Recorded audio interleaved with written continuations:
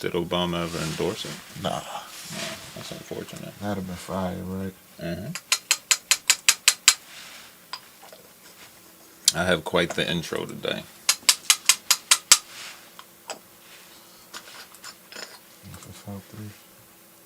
All right, we are fucking live. You ready for this amazing intro? Yeah. All right. Just for the pre-show or just for the... No, I'm not even on the notes yet. Oh. It's our fifth year, brother man, broham.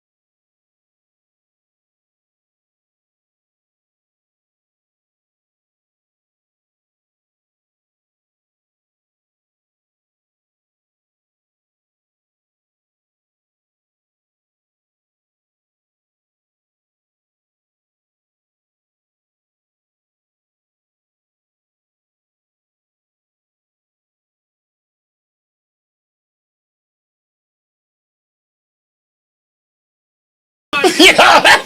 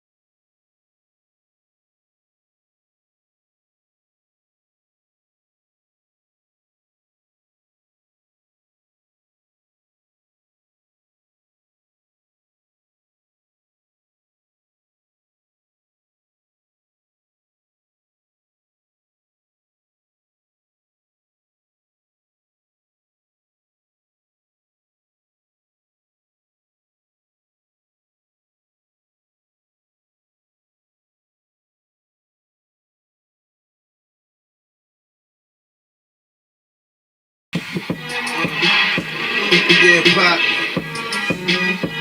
Tell you about this bitch. She's so secure. Forever want an Alchemist hardest beats. Every time this nigga turn his back, Top 5, not 4. bitch out there fucking with them gangsters. Tell you about it. Shit. Even if she love me. She touched it in Miami. She touched it in Miami. She touched it in Miami. Told me an opium. She wanted it in a fanny. She touched it in Miami. She touched it in Miami. She touched it in Miami. Told me an opium. She love it. Ain't all the bitches no. All right, you motherfuckers. Now I can get to my notes. Woo! This is just a pre-show, man. We'll get started in a second. Warm-up question. Okay. Recent polls have shown a fifth of Americans can't locate the U.S. on a world map. Why do you think this is?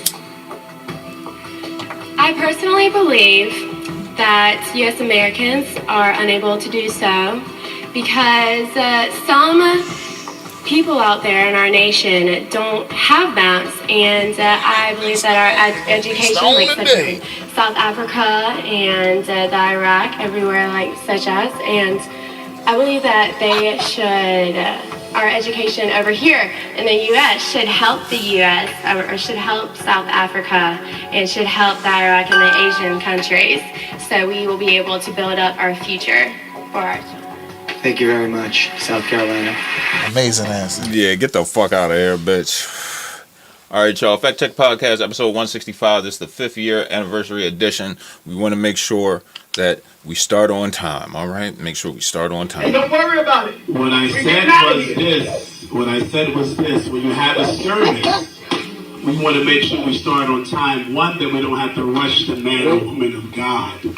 Okay, so let me finish talking in my house. I don't give a damn about your house. God bless you, sir. That's not how you order. Like I said, that's not protocol. God bless you, sir. Believe me, I know it. God bless you, sir. There are souls that are still here trying to be free. And I didn't say that she didn't have to stop. I don't give a damn about no damn time limit. God bless you, sir. Who are you to tell God he can't do what he got to do? God bless you, sir. Straight up. Well, thank you for coming. When you leave out, please watch out for the step. God bless you. Please watch out for the step. That don't make no damn sense. And you a bishop in the Lord's church? Here's the style, man. God bless you. Don't put your hands on my shit. God bless you. God bless you. I guess he Muslim Jewish. All right, in all seriousness, did you see the Morehouse Choir leave the building in shambles the other night? Oh my days, my nigga. This is going to take a minute. Like the Tyson fight? Nah. Just a random competition. You know, they just chose to invite these niggas. Why? I don't know, but it's like inviting the Morgan State Choir and some shit.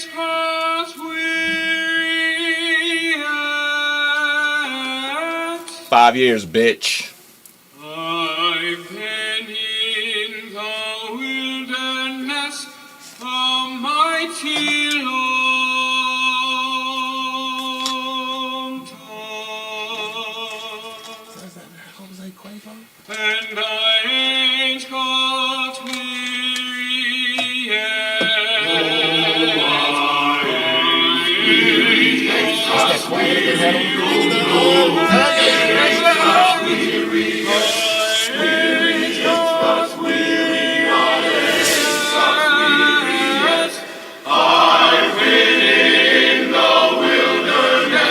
We gonna have to use that, son. We gonna have to use that. They ain't even really get started yet, bro.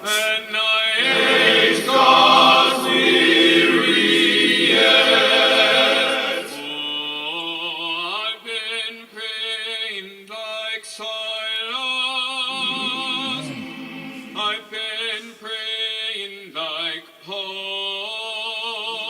I've been serving my Lord a mighty long time, and I ain't got weary yet. Oh, I've been talking with my Savior.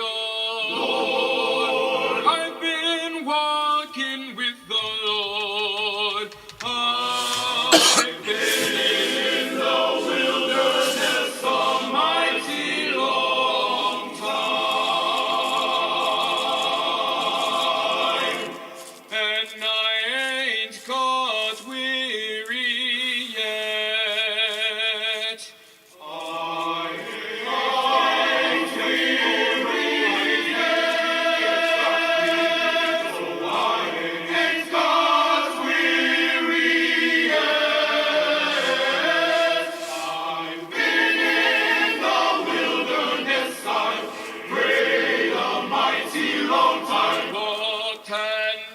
With Jesus, won't he bring you over? My God, he is a rock in a weary land. Won't he save your soul? Oh, won't he save? Pick you up, turn you round, place your feet, Lord, on solid ground.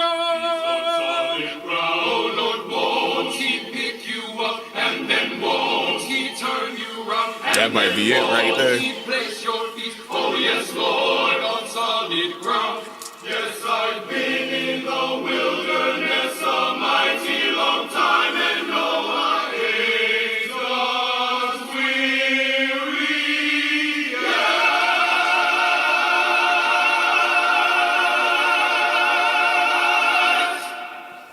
And I ain't God's weary. Yes, I've been in the wilderness a mighty long time. And I got what? And I ain't God's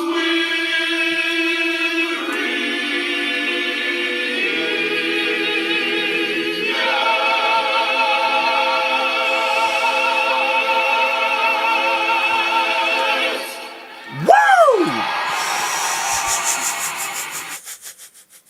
That's gospel music I heard since dawn. Life, cuz, you know what I mean? Happy G birthday Day, to the man. FCB, Happy man. Earth Strong, you know what I mean? Happy Glow Day, you know what I mean? Happy 365, broski. You know what I mean? To the moon and back, broski. You know what I mean? Money, blessings, you know what I mean? All of that jazz, you get me? You know what I mean? More things, more money, that more jazz. all of that. You know what I mean? More All of that, money, all you of know that. what I mean? Happy solar travel thing, you know what I mean? Broski, you already know what it is. Yep. Today I die. All right, bro. You know what I mean? I got you. Yep. Any of these guys Got do this you, college, Fozzie. you know. I got you. That's life, cuz. Let's get this shit It's gonna cracking, be the shit I man. start sending the niggas on their birthday. Big notes on deck. Big notes on deck. Oh yeah. Oh yeah. We about to go old school intro on y'all niggas. Oh yeah.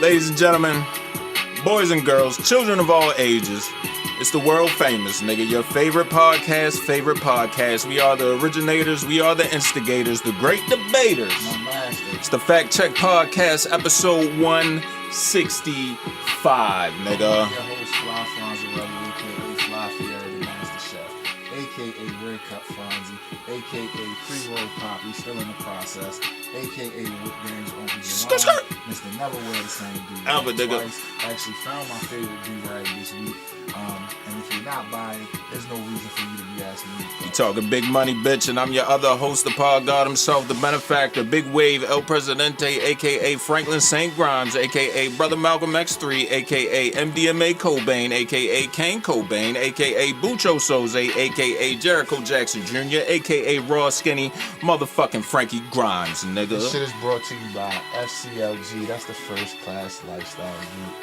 And the MDMA Lifestyle Wave, nigga, aka the underground content kings of this podcast shit. We are streaming on all major DSPs and social networks, including Spotify, Apple Music, iHeartRadio, Caster, Pandora, YouTube, SoundCloud, Reddit, Discord, Twitter, Facebook Live, IG Live, TikTok, OnlyFans, xvideos.com, the MDMALifestyleWave.com, and wherever else you get your funky, dusty, musty, busted ass podcast. This is the longest running weekly episodic podcast in Baltimore, Maryland, nigga. With two hosts that record in the basement. This week, we got the motherfucking Guinness Dark Stout. Big Guinness. Little got- shots of Jose Cuervo. A little shot. Got me some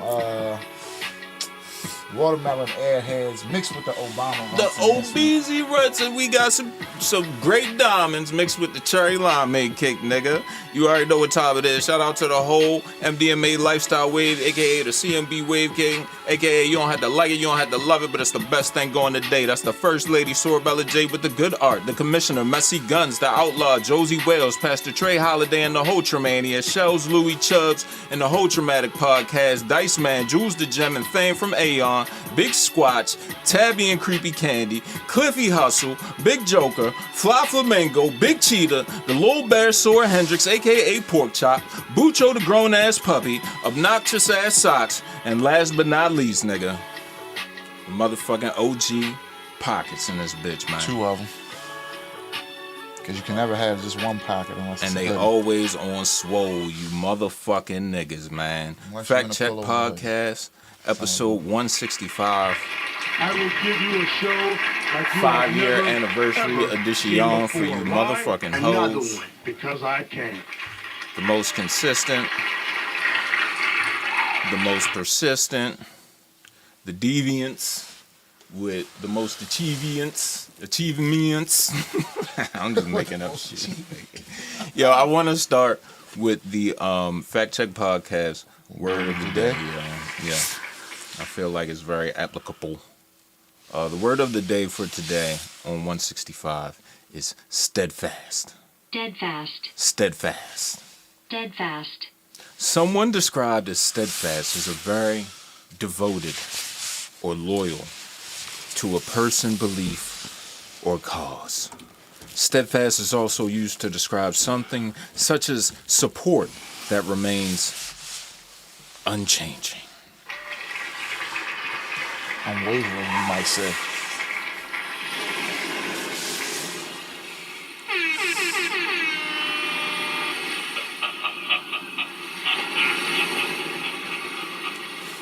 Hey, man. All I gotta say is shout out to the Fact Check Podcast. Fonzie, let's get into today's mathematics with pre-roll copy, y'all. Today's mathematics. It's a good one. It's a very good one. So it's 11/17/2024. Knowledge, God, all being born to build, destroy. Like a phoenix from the ashes, nigga. Like a phoenix from the ashes, yo. Before we get into heartbreaking news, Fonzie, how you been, yo? We ain't recording like 2-3 weeks. I've been cool, man. Won the best of month last month at the trap, so this month it's about the ass. I told him about the ass for the rest of the year. So yeah. I would expect nothing less, yo. That's kind of how I feel too, man. You know, Christmas around the corner. Gotta put on for the youngins. You feel me? Gotta put on for the youngins. I see big things for us next year. Yes, sir. Shout out to our sponsors for this episode, Fiverr, Logo Maker, and what's that other fucking sponsor we got? Right after this, we gonna get into a little Mike Tyson, Jake Paul talk. You feel me? Riverside, the easiest way to record podcasts and videos in studio quality from anywhere, all from your browser. They're used by huge brands like Fox Sports, the New York Times, ESPN, Vayner Media, and they've done a great job of solidifying themselves as a leader in the online content recording space. Make sure y'all check out the link in the description. Get y'all motherfucking Fiverr and Riverside subscriptions jumping. Get the discount on behalf of the Wave. All the proceeds don't come back to us, but we doing it for the love, man. We trying to give back to y'all because that's the only way we can do it right now. You feel me? If y'all want to call in, fuck with us live. The number is 202-300-2780. That's the Wave phone. You know what I'm saying? We might even be calling a couple of you niggas today. You know what I'm saying? The way I'm feeling. I'm in a very good mood, Fonzie. Very good mood. I have too. Fuck it. Let's go to heartbreaking news. And with heartbreaking news, we have some Hall of Fame inductions to get to. First of all, rest in peace to Tony Todd. If y'all niggas don't know who the fuck Tony Todd is, it's the fucking Candyman. Nope. Alright. You gotta say that nigga name 3 times, cause you know what I have. Anthony Tyron Todd. Big Tony. Born December 4th, 1954. He passed away November 6, 2024. He was an American actor. He was best known for playing the titular character in the Candyman film series from 1992 to 2021. And William Bloodworth in the Final Destination franchise. Can't forget, yo. That was the nigga in the morgue, right? That nigga was spooky as shit in Final Destination. Yo, had me shook. I don't know. All right, y'all. What did it say? Figueroa. Oh, all right. That's where he from? No. No. You want to know where he from? DC, nigga. DMV in the motherfucking house, y'all. Okay. Shout out to Anthony. Born in DC, the son of Yvetta Lyons Gaither. He grew up in Hartford, Connecticut. He attended the University of Connecticut and then went on to study theater at the Tony Award-winning Eugene O'Neill National Actors Theater Institute. Nigga. You just want to go through the film all again? We can. Let's do Colors. Lean on Me. Okay. All right. Ivory Hunters. Criminal Justice. Night of the Living Dead. That was a big one for him. The Bride in Black. Voodoo Dawn. A lot of dark shit, bro. Love and Curses. And all that jazz. Keeper of the City. Sunset Heat. And then the breakout. Candyman. 92, nigga. You already know what time it is. What else we got? Excessive Force. He played a lot of detectives too, yo. He was in The Crow. Then in 95, he bought that good old rollback Candyman, Farewell to the Flesh, nigga. Sabotage, Beastmaster 3. Remember Beastmaster? Beastmaster was fire. He was definitely in The Rock. Okay. Yeah. Driven, Them, True Women, Stir. Can't forget about Wishmaster. Shadow Builder. Remember Caught Up with Bokeem. Butter. Remember that one? HBO classic. The Pandora Project, Babylon 5, The Dog Walker, and then in 99, bring it back one more time, Candyman 3, Day of the Dead. Then in 2000, we get into the Final Destinations. The Secret, Silence, Control Factor, Final Destination 2 in 2003, Scarecrow Slayer, Murder Set Pieces, checking out The Prophecy, Forsaken, I Owe You, Dark Assassin, Heart of the Beholder, Turntable, Final Destination 3, Minotaur, Shadow, Hatchet, The Absence of Light, Shadow Puppets, The Man from Earth, Dark Real, and so on and so on and so on, yeah. I don't think we got enough time to read all these motherfucking... This nigga did Lego voice work. Come on, yo. Shout out the legend. Tony Todd. What's your favorite Tony Todd movie, yo?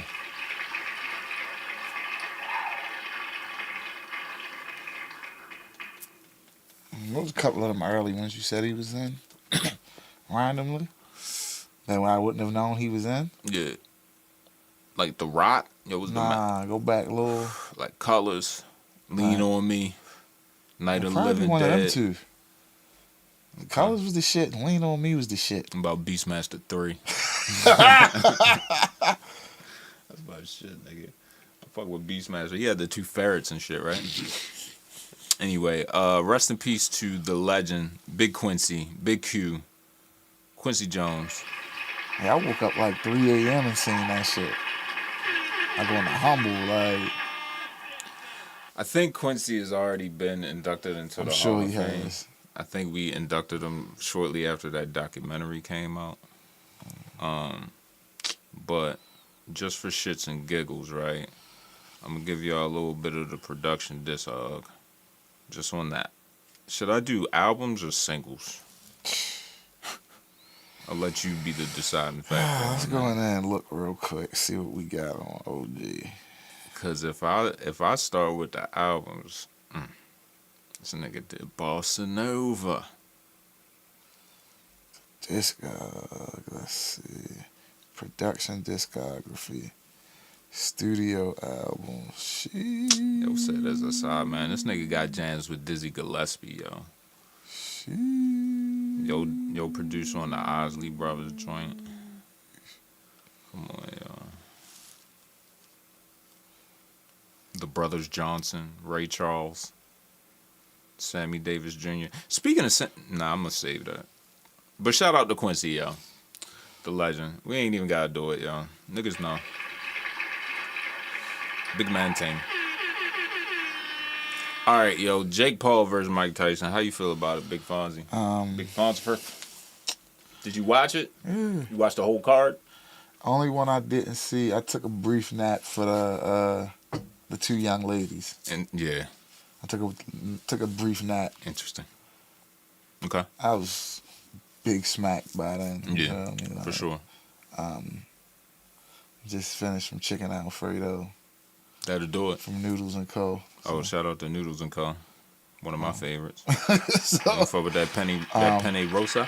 I watched the first one. What was it? Nunez and Barrios. Nah. Barrios and Ramos. That one was that. That was the fight. Them niggas. Once them niggas got the going. Yo, fam, Barrios could have been fucked that nigga up, bro. I don't know what that nigga was doing, bro. I think it was kind of like, wasn't that like they comeback fights for both of them? Like for the other one.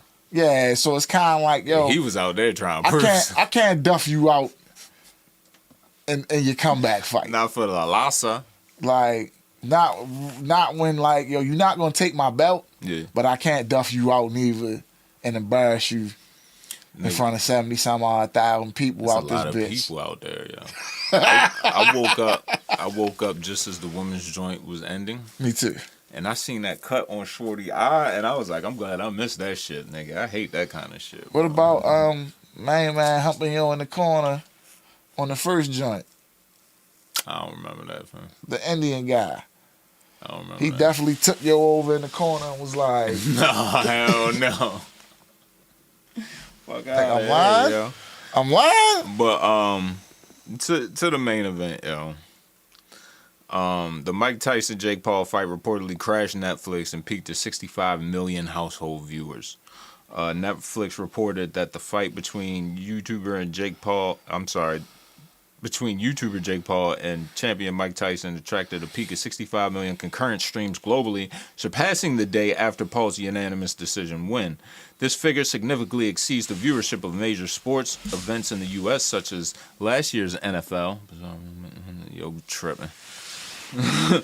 Such as last year's NFL Conference Championship games, which average about 55 million viewers. Additionally, the total viewership for this single event matched the combined audience of all games from the 2024 NBA Finals, where the Boston Celtics' victory over the Dallas Mavericks averaged 11.3 million viewers per game across 5 games, totaling approximately 56.6 million viewers for ABC.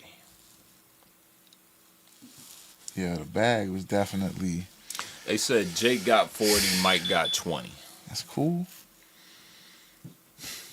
If Mike got 20, shout out to Mike. If I go out there and do that for 20. Now, if we want to talk about the performance.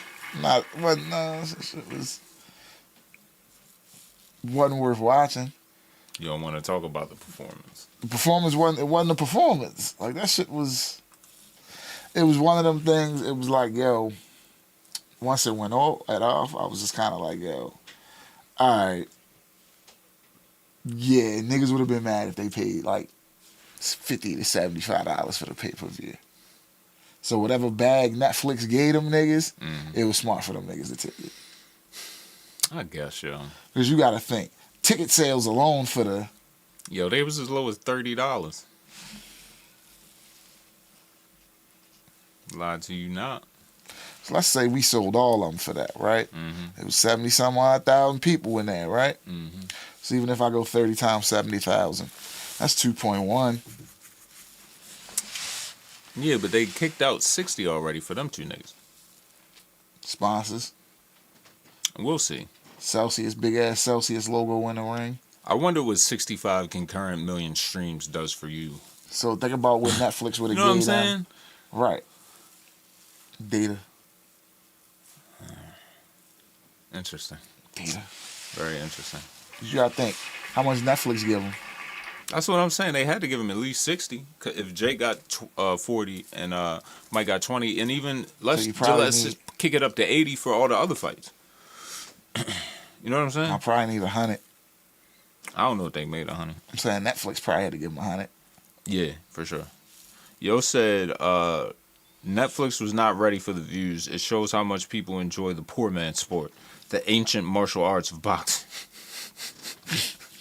The poor man's sport. Yeah, it shows that more people would tune in if they could afford it. Netflix did boxing a favor last night. 65 million people watching an ancient sport like boxing all at one time. Beautiful. Nigga said, wait till that wrestling get on there. Alright, I'm gonna read this last comment, then we can move the fuck on. This is a long one. Yo said, after that fight, anything with Paul will never bring that amount of people to Netflix again. The hook was Tyson, and unfortunately, with the hype we saw, we did not see or get the Tyson that was in training or even at 58. Paul is not the fighter he dreams himself to be, no matter who he fights, until he stops the acts and works the ranks. It's too bad it's the people that keep propping this up for the entertainment value, because that is all Paul is, an entertainer. I'm very happy Tyson made $20 million for 24 minutes of work outside of the training. That's a pretty good day's work if you ask me. Either way, but I knew the gig was up the second I heard they were 14-ounce gloves and not 10-ounce gloves for the fight. The fight was a farce, and there will never be the same draw again for Paul. Hey, big dog, if I made $40 million in a Sting, fuck you. Because they was trying to say the 14 ounces was for Mike's safety. Shit. I don't want to eat no Mike punch at with no fucking 10-ounce gloves neither. Yo, Jake Paul was running them first 2 rounds. I don't care what nobody say. Because once Mike hit his ass that first Mike time. got him that one good time. That nigga was like. He was like, oh, we really got to fight. Okay. I really got to fight you. Oh. Okay, Mike. And I'm guaranteeing you, he might have been catching Mike. He wasn't hitting Mike as hard as he could. Because Mike is that type of person. You hit him the wrong way or you hit him too hard. Yeah. That's why Mike was biting them gloves, nigga. Trying not to fuck this nigga. Yeah. Bite this nigga face off. Roy was like, yo, this ain't even the same Mike I fought. Yo, I'm glad you brought that up. The worst commentating team I've ever heard in my fucking life. And I want to tell you something, Fonzie. I really like Mauro Ronaldo. Like, that's my guy. Like, I fuck with Mauro. He was big buns. This evening, he was ass. Major Rosie ass, was the best out the 3. Because Rosie felt like she was the only one paying attention to the fucking taking fights. This shit serious. You know, Roy Jones CT ESPN ass. Yo, why the fuck? I just knew Snoop Dogg was going to be on there. Yeah, right. Snoop, why Rosie. You ain't called Snoop and Rosie? You think Mauro would have done better if Snoop was there? Snoop, Rosie, and Mauro, that's alley-oops all night. Did you hear in the beginning of the shit where Mauro tried Wikipedia some shit on Rosie and he was wrong? And he was like, damn, can't believe Wikipedia's wrong. I was like, yo, Mauro, just cut it out. Rosie was turned off after that, man. But shout out to Rosie, yo. See when they had my man Holyfield out there. Can I ask you something real quick? Why is Rosie O'Donnell commenting on Rosie Perez? Yeah. Why is Rosie Perez commentating on boxing? They said she a big boxing fan. And she's from Brooklyn, so I think she came up. Her and Mike was outside around the same time. You know what I'm saying? That's the only thing I put. That's the only 2 and 2s I put together. Nepotism, basically. Because you're not a boxing aficionado. Like, where's Max Kellerman? They could have gave Max some of that $100 million. They gave Rosie, like, how much you think Rosie got for that? I don't know. Probably like $1 million. If I caught $1 million for doing that. I know Mauro ain't hopping out for nothing less than $750. How much you think they had to get Roy? Come out the like house. 1.5. 1.5. You gotta get them old niggas a bag to come out the house. Because they need interpreters and shit to tell them what's really going on so they can, not sound stupid. Either way. Man, Holyfield was out there with that shit on. Was he? Yes. What do you have on? Nigga had the bust down Cuban on. Fuck no. I ain't see all that shit. Nigga had the Prada sweater on and shit. Nah, I wasn't even. Nigga Holyfield. He was out there with Lennox Lewis. Lennox, yeah. I ain't even peeped. Oh, my man Holyfield was looking crazy, like wasn't talking, was just there. Just there. Yo, did you see? Yo, it's totally on topic, yo. Have you seen the video of Frankie Valli? They broke this nigga out on stage. No. Yo, you know how old Frankie Valli is, my nigga? Hold up, man.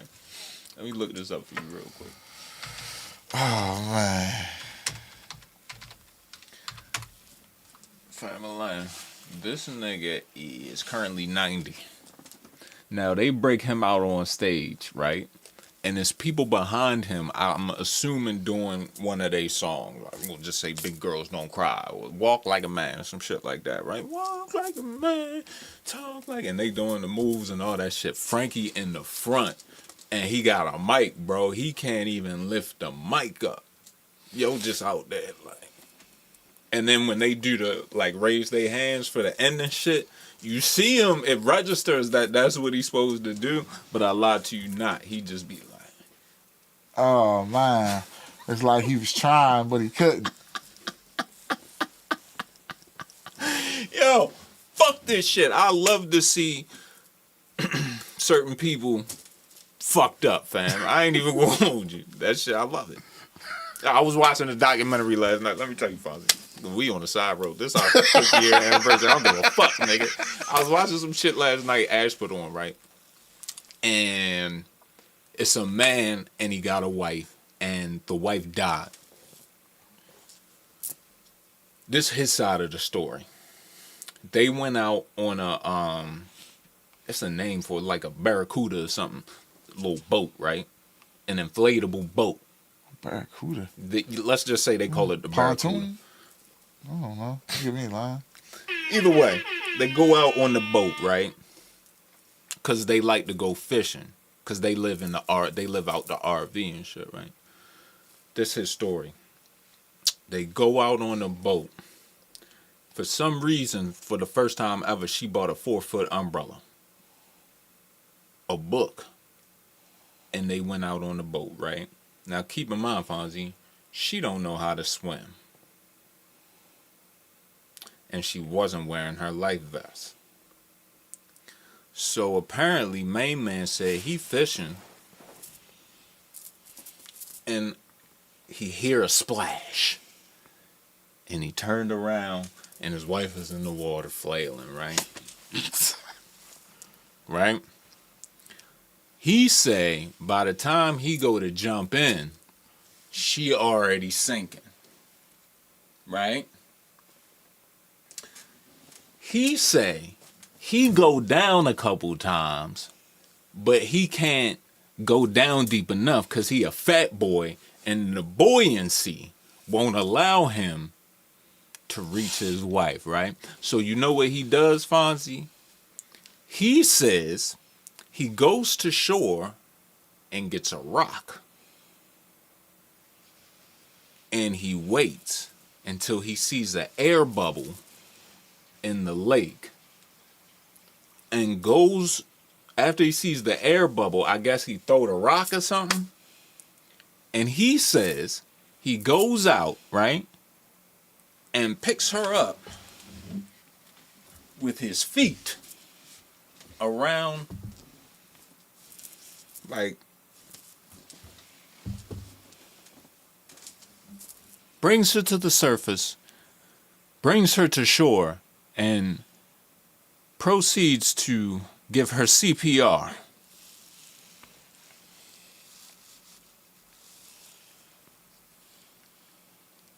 Now, I fell asleep at that point because I thought it was an open and shut case. Like, no, that nigga did that shit. Nigga pushed her off the boat. Yeah, fam. Come on, yo. What the fuck are we talking about? Where you even get an inflatable boat?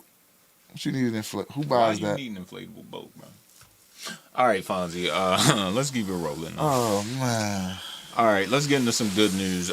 Dawn Staley, the infamous light-skinned bandit coach, always fresh on the sidelines. The first black female head coach for South Carolina Gamecocks women's basketball, now the highest paid in women's college basketball with a $22.4 million contract. Shout out to Big Dawn. I'm just, you see, fuck it, it's 5th year. Hey, bro, I would not be surprised if in like 10 years you might hear some things from players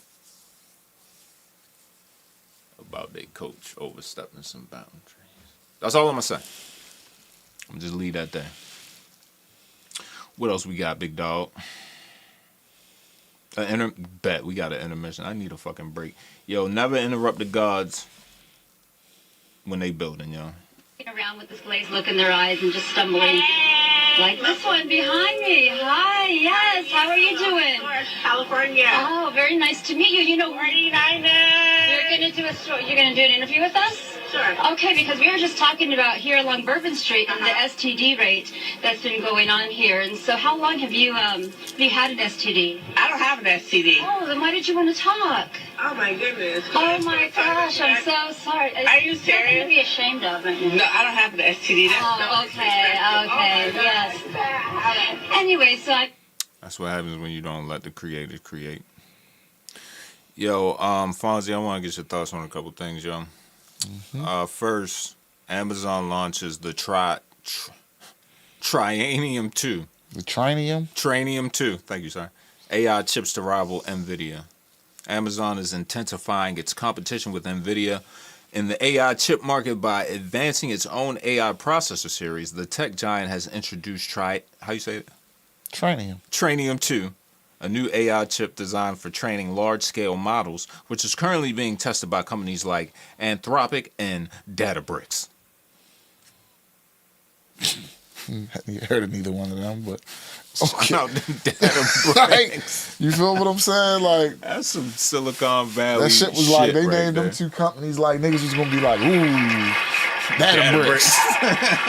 Go fuck with that shit. Them Databricks niggas fucking with it. I gotta go fuck with it. Oh, shout out Databricks in the building. What you think about that though, yo? Is that good for Amazon? Yeah, it's a tech business, yo. That's what they do. They in the tech. Like I said, they just getting started. Yeah, Fire flame emoji. Yeah, that's. Amazon always quietly steps in and then slowly dominates over time. Not saying they will pass NVIDIA, but they will eventually be a top contender. In other words, but more Amazon stock.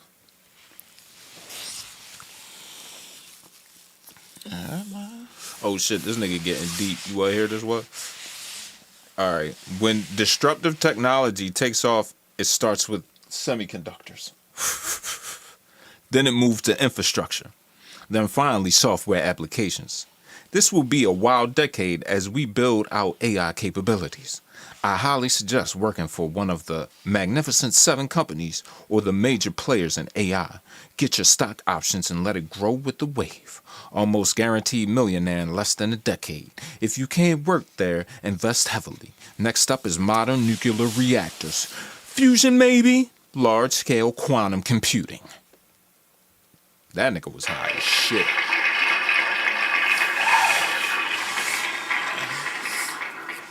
Yo. See that lighter?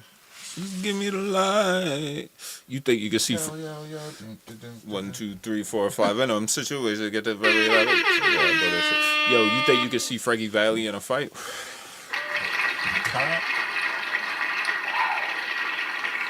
Nah, I got you. Who you got in a fist fight in their prime? Frankie Valli or the nigga from Frankie Lyman? Probably Frankie Lyman. I think you sleeping on Frankie Valli, bro. He might have been mobbed up and shit. I don't think you fight. Mobbed up niggas really ain't had to fight. He was mobbed up. I mean, you probably, yeah, especially if you was your famous. Hands might not be like that. Yeah, and if you was famous, they was just fucking with you because you was getting money you and had shit. to really put him to work. You know what I'm saying? You don't know that though. He might have had to scrap for them songs, bro. Walk Like a Man. I'm just saying. You going Frankie Lyman though? Yeah, he was notorious for beating bitches up. So, all right, Fonzie. Let me see what else I got for you. Okay, how come? Can you answer me a question? How come white people don't wash their legs? I know nothing about that. You got those thoughts? That's crazy if they don't. All right, I got a clip for you. This Chelsea Handler. Your dog sleep in the bed. Oh. No, black people don't like that. No. All my black friends, when they ever see me, they go, "You look like one of those girls who sleeps in bed with your dog." Yeah. And my other friend, Yaya, always goes, "White girls don't wash their legs." We've talked about this. White girls don't wash their legs. I go, "Why do my legs need to be washed? I'm covered all day." It's very true. It's not like my legs are going out without me. It's very true. And when I take a shower, all the soap from my shower Pander man. That's very true. That's so true. My legs are out there gardening all day without me. You wash your legs. No, I don't think so. Yeah, what do you mean you don't think? No. What is going on with your legs that they need washing? It's your body. You wash your body, Chelsea. Your entire body. You don't pick and choose. I have hot spots. Whoa. I have hot spots that I wash. I get 1, 2, 3, 4. No. And I get those going, and then the 5th is the head, and then everything is fine after that. No, it's not, it is. Chelsea. That's like cleaning in between your toes. Who got in there? What do you mean? Who got in there? Who got in my leg? That is dirty. The back of your knee. Do you see how the back of your knee is right now? Yeah, with clean clothes over it. Okay, yes, but you're gonna conjure up sweat on the back of your knee. No, I don't. I'm not a molester. Why would I be sweating on the back of my knee? Hey, yo, what? Legs crossed. Yeah, crisscross applesauce. Okay, this is a hot spot. Behind your knees is a hot spot. No. Crisscross Maybe for you, applesauce. it's not for me. Okay. Don't let your dog sleep. Yo said you got black knees. I was breaking that down to somebody the other day. That's how you. That's what they say in school. Crisscross applesauce. Yeah. What you had to break down? Because they said the former term for it. What's the foreman term? You don't. What is it? I don't know the foreman term. Yo. Come on, yo. What is it? What did we call it growing up? Oh, Indian style.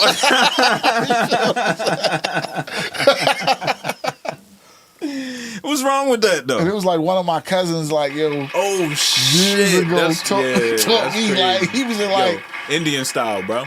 When he was in kindergarten, he told me like he was Indian like style. nah, and I was like, what you mean? He was like, that's not right. And I was like, fuck it ain't. You shitting me, nigga? Yeah, shout out to Indian style. All right, yo. Are you familiar with the NCAA Division I men's basketball first team all name team? Oh man, nah. All right, I want to get your thoughts on this. I want your best. Who you think has the best name on each team? We got a first team, a second team, and then we got some honorable mentions. All right. All right. You want me to start with the honorable mentions? Yeah, start with the honorable mentions, y'all. We got George Washington III. Yes, sir. Okay. We got Sir Muhammad. Okay. All right, I like that. Tony. Yep. Shout out my man. Puff Johnson. Okay. Townsend Triple, and that's a white boy, Fonzie. Yep, I see him. Solo Ball. Yep. Let you know right what I'm about to do on this court. Solo Ball. You know how I'm coming. All right. Oakland Fort. My man, that's a strong black name. Burger Irvin. Nigga, my man Burger. He's a legend off Rip Up the School. I couldn't figure it out. Yo, Burger. I was like, what the fuck is that? Shout out my man Burger Irvin. He looked like his name would be Burger Irvin. Burger Irvin. Probably cooking on the court. Yo, he better be, yo. We gonna look up his stats in a second, yo. My man Legend. You got the Burger Irvin highlight tape. Yo, swing that. Yo, swing I need the his hoops Burger mixtape, like ASAP. We need that mixtape, yo. Legend Getter. Yep. Peter Fucks Jr. Yep. Nah, the next one is the one. Matt McCool. Yes, sir. Shout out Matt McCool, yo. Mose Downing Riverside? Is that Riverside? Down the Rivers. Okay, Mose Downing Rivers. I like that. Strong black name. Yo, how you say this? Yo? I don't know. Latham Coulibaly. All right, let's just go to the next one. Moses Hips. Great Osabar. Cameron McName. What the fuck is that? Stony Had Not. Hell no, yo. That's not how you say that, yo. That's Stony Hadn't. Gotta be Had Not. Nah, it's not a O. That's a D. It's Hadn't. All right, and because it's not the same letter as the first one, yo. Nah, that is a O. Stony Had Not. All right, say less. Zytarius Mortal. Shout out to the honorable mention. What's your favorite one on that list? On that one, Burger. Young Burger. Burger Irvin. Young Who this Bur- nigga play for? Yo, Real Burger quick, yo? passed me the rock. High Point. Nah, yo. How much you think Burger putting up? Let's see. You can go AAU, yo. No, I'm saying Burger probably like a solid 12 points. Say 5-6 assists.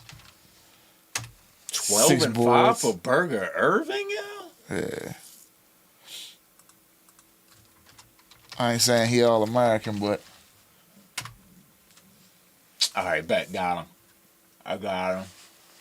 My man, 6'7", 215 out of Rossway, Oh, he a Northwood forward? School. Yo, from Iceland, Brody. oh nah, he might be a 20-point. Yo, 20. he played FactCheckPodcast. Nigga, give it up, man.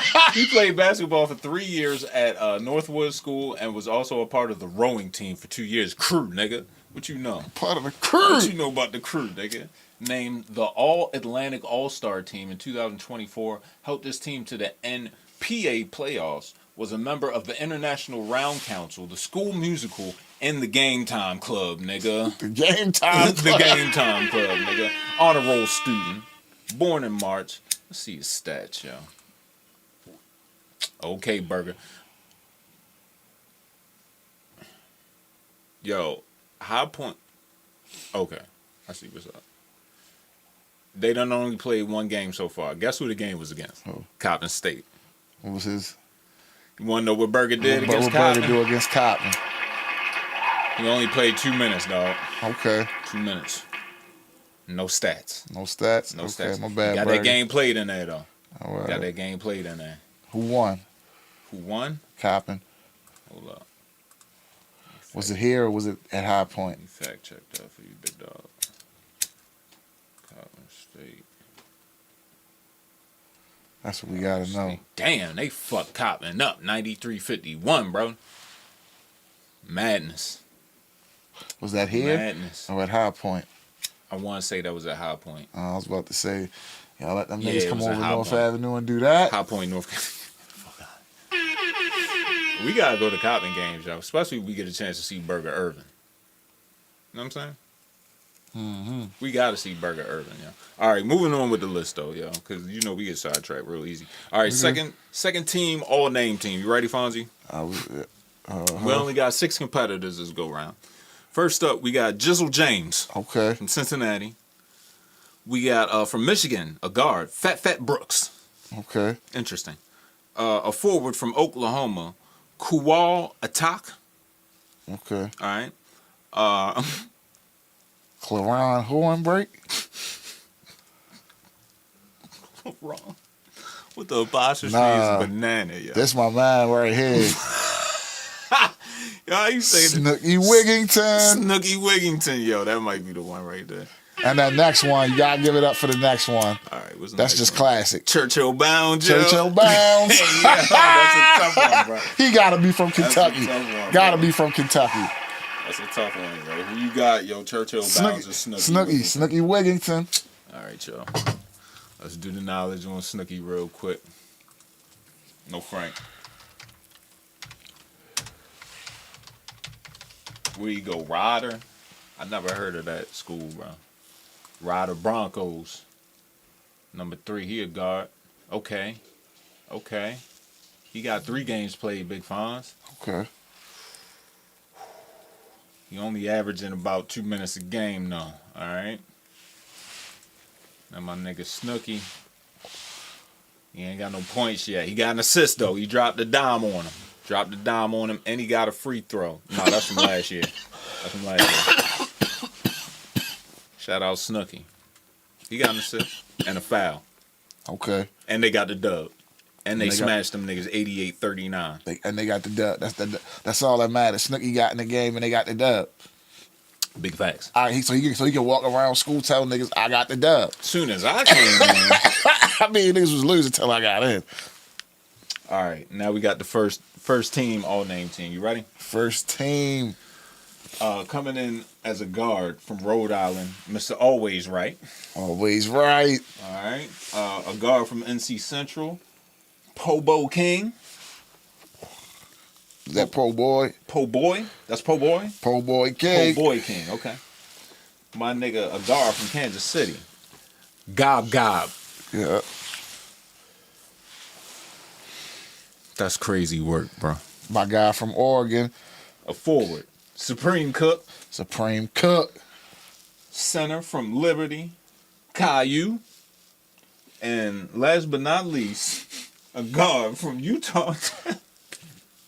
Tennessee Rainwater, Rainwater, my nigga. It's got to be between him. I think that's a tough one because you got always right. Hey, he go to a major school. Rhode Island ain't no slouch. Supreme Cook. Lamar Odom with the Rhode Island. You got Supreme Cook out there at Oregon. Or Tennessee Rainwater from Utah Tech. Which one you going for? I might gotta go with Supreme Cook. Supreme Cook. Oh, from Oregon? From Oregon. Say less, yo. Supreme Cook. Oh, that bitch is. All right. I hope he putting up numbers, my guy. Oh shit. Oh shit. Senior. Senior. Check out the stats. Oh, don't do my man like that, yo. I need some stats. Okay, ESPN. Clutch time. Okay, here we go. Ooh. They haven't played yet. They actually play today at 5 p.m. against Troy. Nah, why I say they 3-0? Right now, but last year, the 23-20-24 season, I got you, bro. That nigga averaged 10. 10.5, which is really 11. 8 rebounds. And an assist, nigga. 57% from the field. Let's go. Supreme Cook, nigga. Cook. Your name can't... From East Orange, Big Jersey. East Orange. Like... Name can't be Supreme Cook out there on no bullshit. You can't be on no bullshit with your name, man. My first name is Supreme, nigga. Like... Big Preem. Like, right. Alright. Let me see what else I got. Did you hear about Preem from Canada? And his not so well situation in Preem from Canada. What's his name? P. Rain. Nah. He's wrong with Drake and them. I don't know if he still do, I believe. I don't know who the fuck that is. Yeah, he was in Canada. I mean, he was in LA. With the man there? Yeah, I heard he got put in a wedgie. Oh, that's unfortunate. That's real unfortunate. Speaking of unfortunate business, have you heard Eddie Murphy tell the story about Sammy Davis being a devil worshiper? No. To meet people like Sammy Davis and that kind of shit. Sammy told me he worshipped the devil. Sammy was like, Satan is as powerful as God. And I was like, what the fuck are you talking about? Because I think there's so much anger in the world and killing and murder and Satan. And he saw my reaction to it and he kind of lightened up on it. And he was like, the Dantan is dark and it's the candles on the table and Sammy's face over the candle. Satan is as powerful as God. How you feel about that? That's crazy. That's all you got from me? That's crazy. Yeah, that's crazy. All right.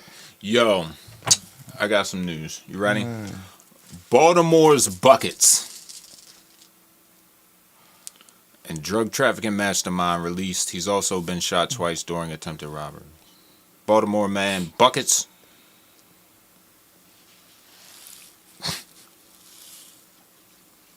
had a sprawling network of individuals laundering millions of dollars generated from the illegal distribution of massive quantities of marijuana throughout New York City to the West Coast and all the way to China. The U.S. Attorney's Office in Baltimore is leading the prosecution, alleging that bundles of illegal weed and cash traded hands near a storage facility in Staten Island and in a building in Manhattan. Over $3 million in cash and 300 pounds of marijuana were confiscated in connection with the investigation in New York, officials said. It all started last February when Michael Miklos, an aspiring rapper, was reportedly shot at but not injured. During that investigation, the Baltimore Police Department allegedly recovered 5 pounds of marijuana and over $100,000 in cash from a rental car. About a week later, he was the victim of another shooting. This time, he was struck multiple times in the groin and left in critical condition. After searching the area, BPD reportedly found multiple pounds of marijuana that he attempted to discard prior to police arrival. Over a year-long investigation, federal agents collected evidence including photos of him with piles of cash, undercover purchases, surveillances, phone taps, and GPS tracking. Throughout the investigation, they claimed to have seized more than $6 million and more than 2,000 pounds of illegal marijuana. Court documents identify the defendants as buckets.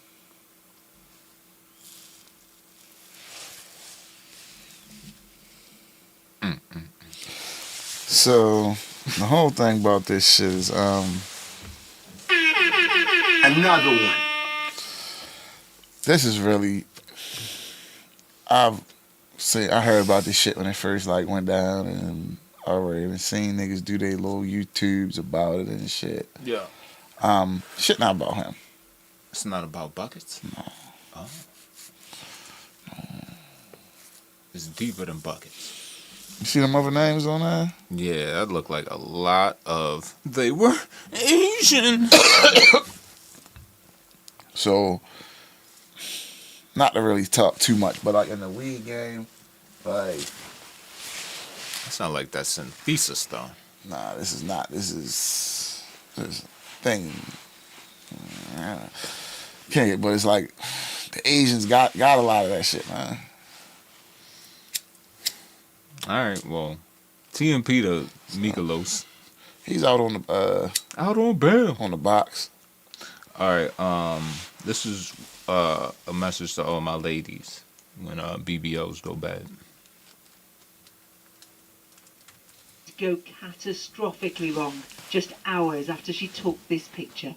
I'd asked a few times how long she was going to be, and they just kept saying she's coming, and then I got a knock on the door and 3 people walked in and just said, "Can you come with us, please?" They just started trying to say, there's complications of surgery, and I just said, "As my sister died," and they just said, "I'm sorry, but yeah." They just passed me an envelope, said, "This is your money back and this is your sister's money back." And this is your flight. Sorry she's dead, it was a plane ticket, there was nothing. Leanne was refused access to Cadell's body.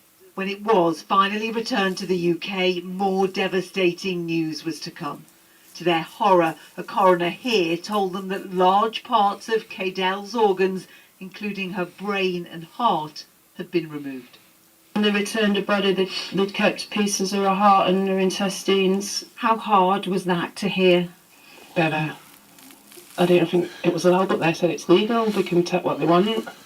I thought you'd have to ask at least permission from family before you took anything, but they sent a death certificate straight away and just put no, there's not even a cause of death. We wanted to investigate this further in Turkey, but authorities there refused our visas, providing no reason why. From their Istanbul surgery clinic, expert insists that no evidence of organ trauma was found, and Cadell's body left them untouched. They say an internal review found no malpractice, and her death was likely caused by fat blocking a blood vessel, a risk in this type of surgery. That internal review. Günaydın. Ben operatör doktor That Sinem internal Sürüyor. review. The internal review. You know it gotta be the internal review.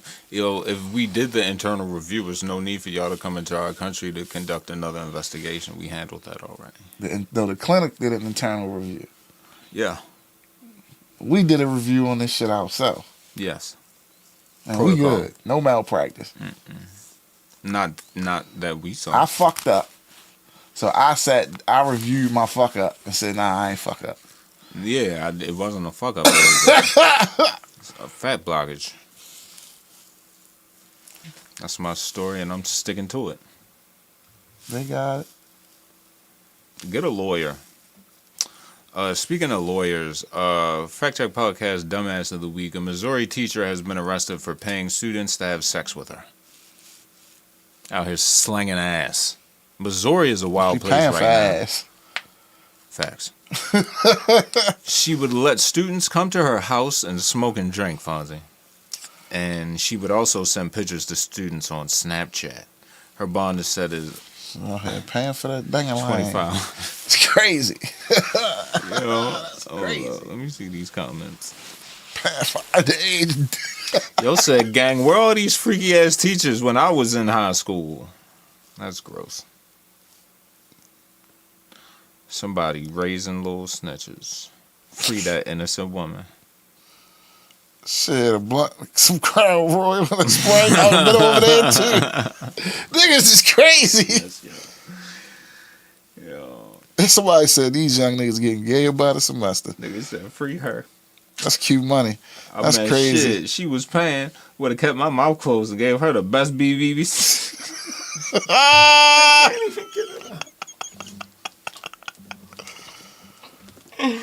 Hey, yo, somebody said, where was these teachers in 05 and 2020? Get out Niggas of is here. terrible. I'm out of here, yo. Somebody said, why her head look like that?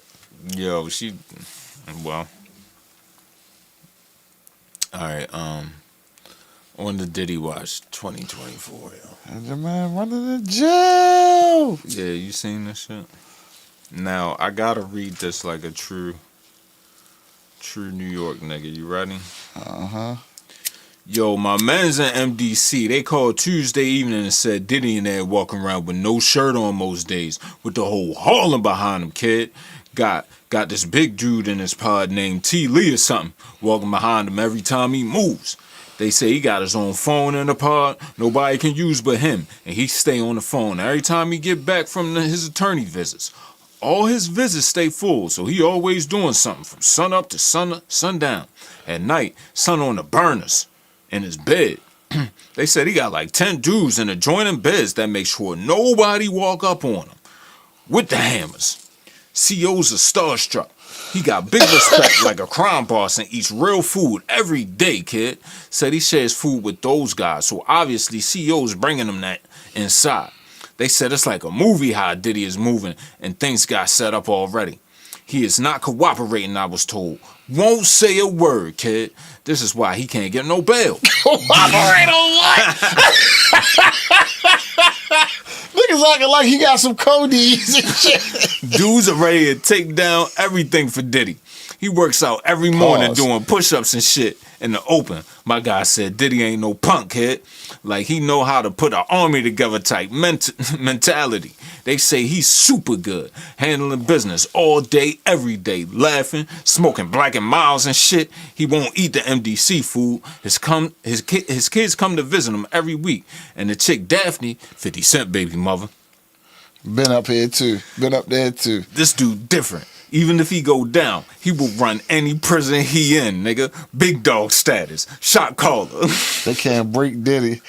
I will keep letting you know what I hear. I'm sure everyone who got peeps in MDC will be posting and saying the same thing. This wow. They can't break Diddy, kid. I think Jay-Z and Elon Musk got his back too. It'd be crazy if Elon gets Trump to pardon Diddy.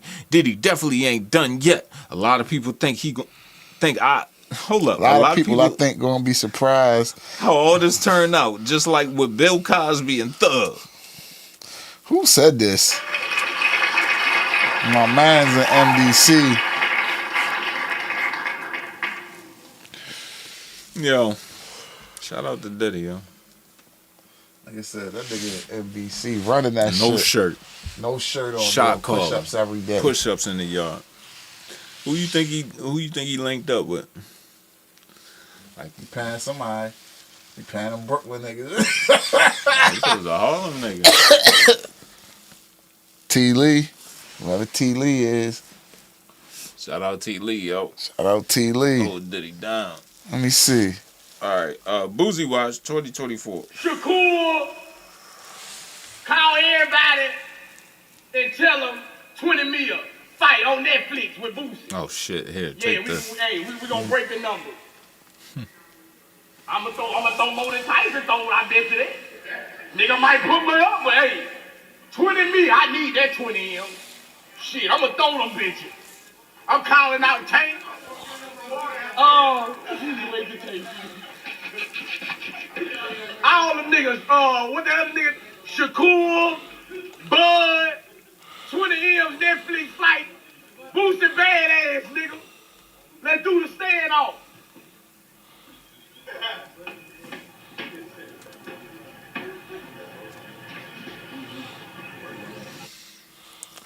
Yo, niggas saying pray for Mike Tyson and shit like that. Niggas need to pray for Boosie. Another one. Moving on, y'all. You want to get into the Hall of Fame, man? We can get into the Hall of Fame. Let's do it.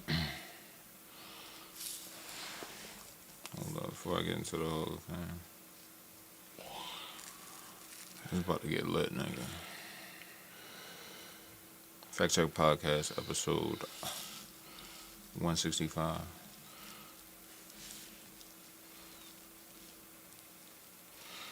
What you going with first?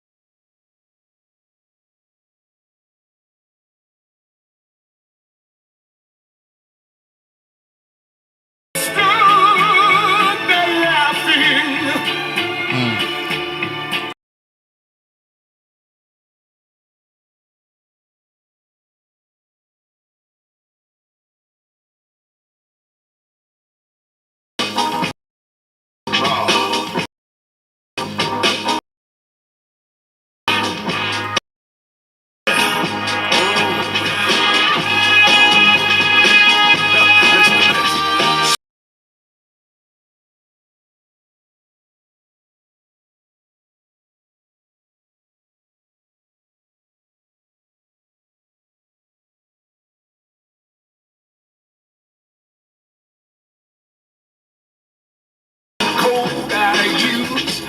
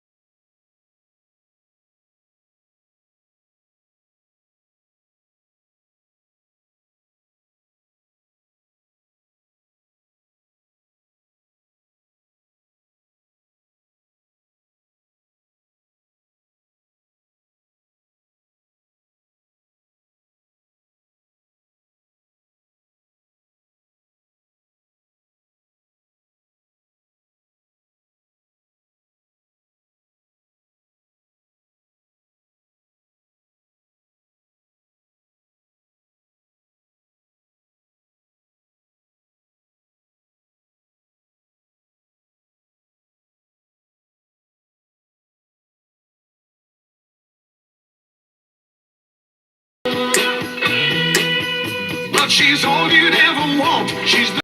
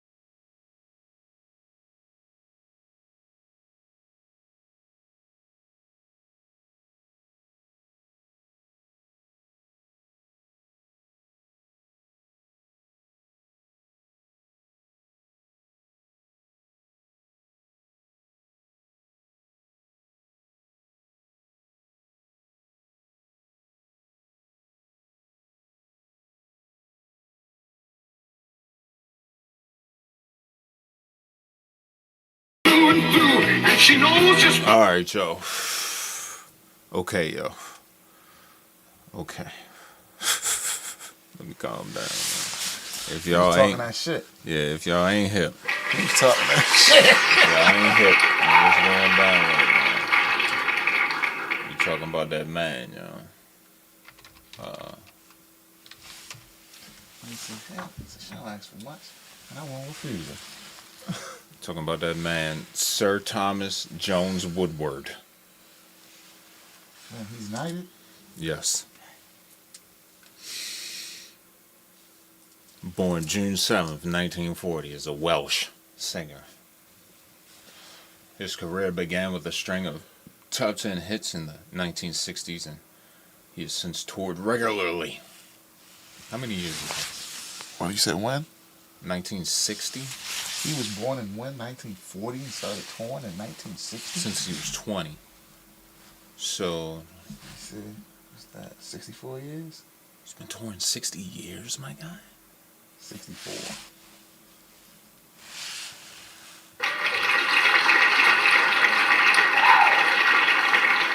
Nigga's been on the road for a lifetime. On the road. Yo, check this out. They said with appearances in Vegas from 67 to 2011. His good residency. His no gambling allegations. His voice has been described by AllMusic as full-throated, robust baritone.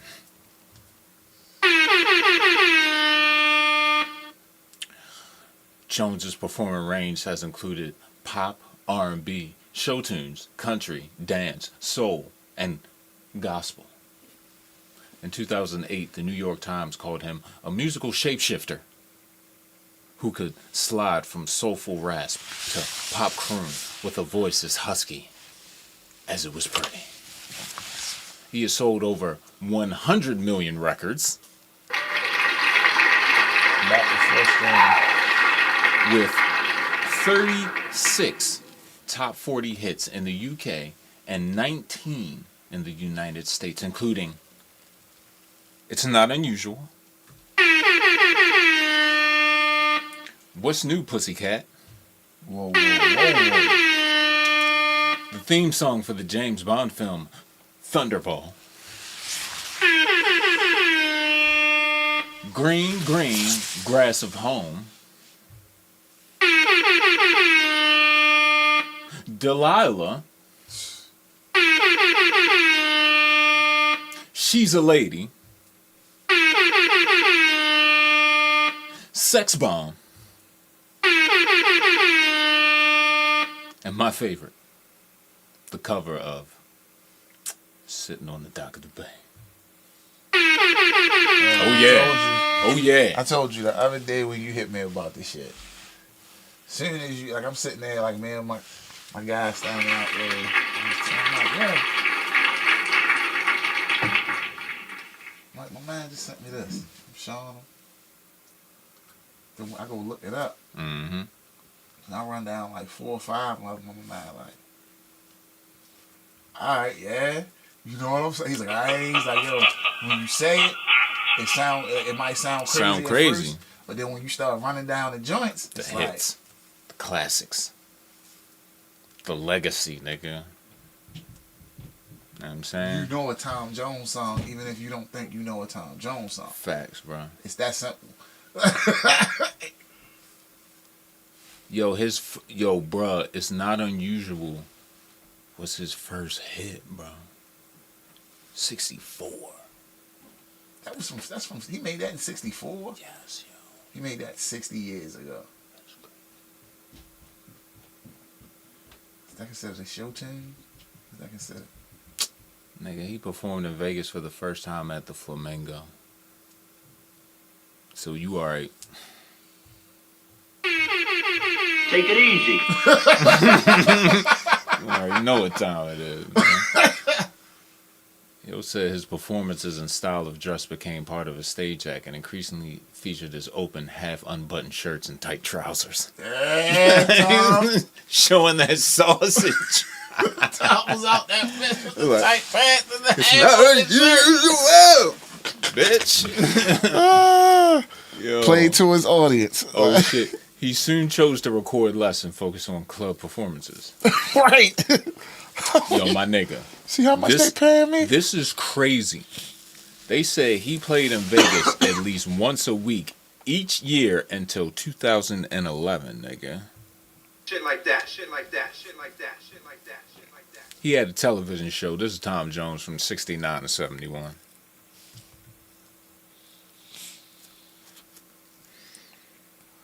As a result of the show, Jones was nominated in 1970 for Best Actor at the Golden Globes.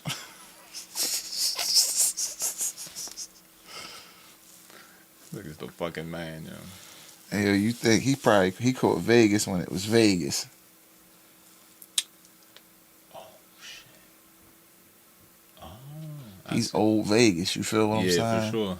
So he had a lot of female understudies too.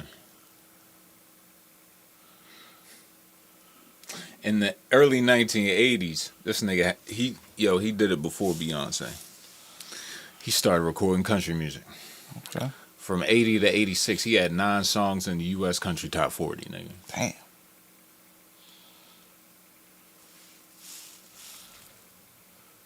Damn. He got his star on the Walk of Fame at 89. Damn.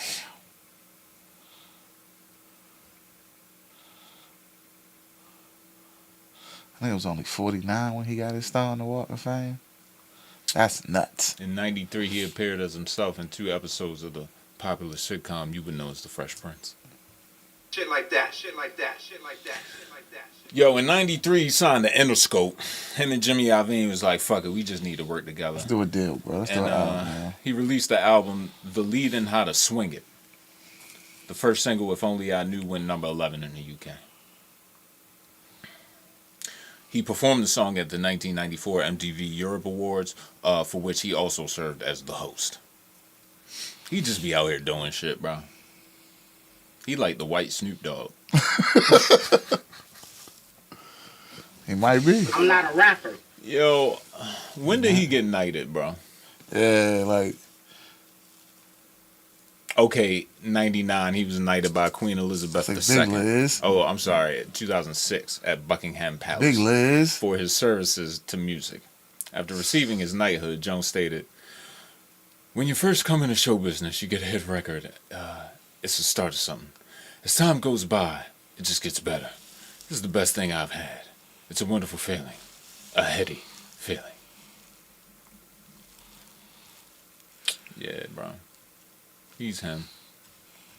Shall I go on or am I done? This nigga has hella albums, bro. How many albums you think Tom got, just off the top of your head? Say 20, 30.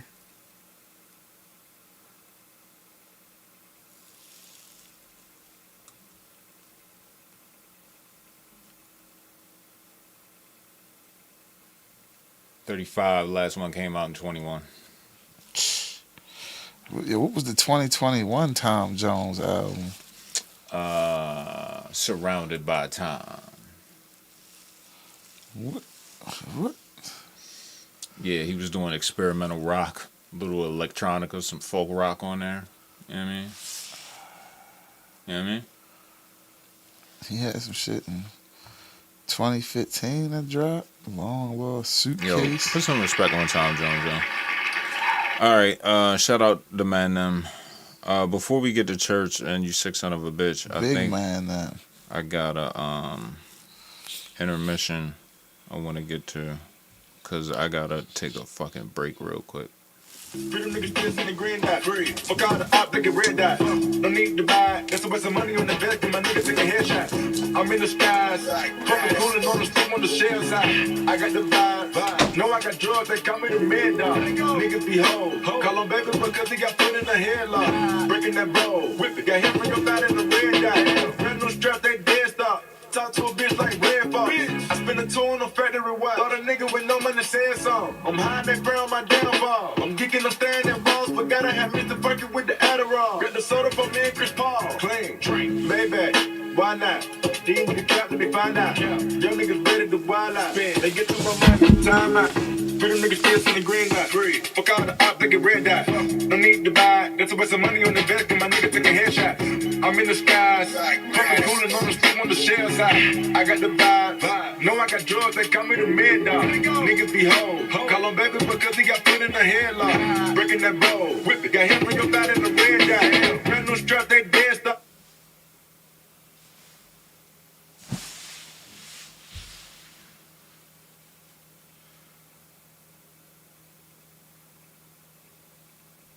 Remember that time, that little gray little out there with the rubber band ties? Remember that time, in the bando, in the house with the boys on the sides? Ain't even had no fight, get beat, get stumped till a nigga get tired. Everybody talking that cap till a nigga get papped, but I know a nigga lying. Nigga ain't flexing, nigga I'm outside, nigga your bitch just pressing. When I bought a present, I put the big boy niggas in the big boy necklace. Look at my section, number them players is a big boy blessing. Freak something a little bit sexy. She don't go, yeah, she ready. I try to cool like Andretti's. Nigga gon' spin, gon' spray, no confetti. The bankroll way too heavy. Walk with a walk, no fetty. Handing out gifts like Oprah. He get some peas and she get a Birkin. Turn me a fuck nigga over. Washing my hands with bitch and detergent. Washing my hands with bitch and detergent. In the mid back with a new curtain. Flipping them bands, the one that we work. Beautiful scratch, and this shit too perfect.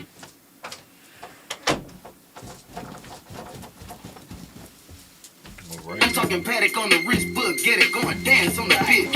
You know that bitch too thick, you can't even see the pants on that bitch. The way that we spinning in Hellcats, going task on the kit. She wanna pop a G6, she sucking on dick and G6. I make a movie, I'm going Michael Bay, Hunt, Joe the Sensei.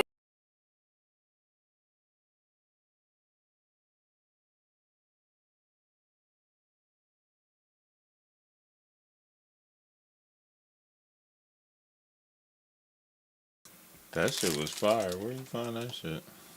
It's on the same page. Alright. You got the blends. Yo. Remember earlier we was in Missouri for that teacher, right? Mm-hmm. Well, we back in Missouri, nigga. New Florida. How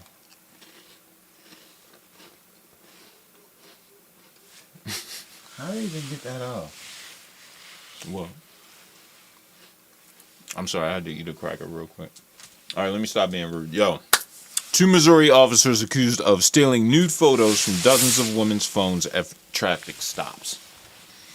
Fonzie, what they were doing were they would pull them over, right? And then, you know, a lot of people have their license and their insurance card on their phone nowadays. So when the officer would come up and say license and registration and insurance, all that shit, they would give them the phone. And they would then take the phone and, yeah.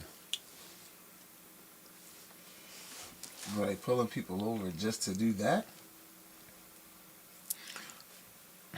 According to the federal indictment. Nasty work, regardless. It's even nastier work if they was just pulling chicks over just to steal nudes. Yeah, that's crazy. You got way too much time. Yeah, how do you even how do you even either way? How you get to that part of the phone? Because they already in the pictures. Nah, that license shit don't go in there. Like you can put your license. Listen. If you just on a whim, right, get pulled over and they ask you for your insurance, right? I'm sure you got a screenshot or some shit of your insurance. Some people have the app, some people have screenshots, bro. I'm trying to tell you. What are you swiping for? Like, nah, they taking that back to the whip. What you mean? Why you swiping through my shit when you get back there? Taking that back to the whip. Right, why you swiping through my shit when you get back there? He in that business. All right, according to the federal indictment, they would take women's phones during traffic stops to confirm their insurance coverage or vehicle registration. Hold up. But But then searched their phones for nude images and took photos on his own personal phone, the indictment said.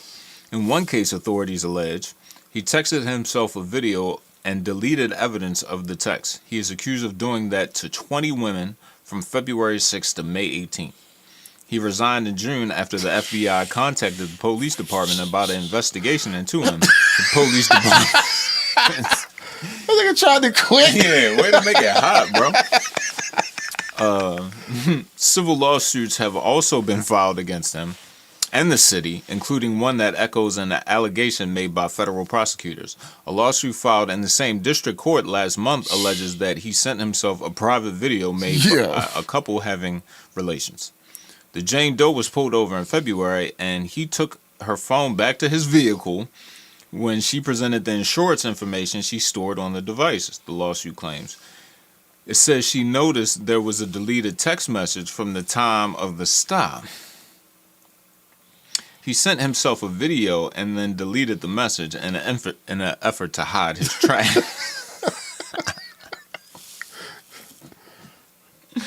What? He ain't take it out the trash folder, I guess?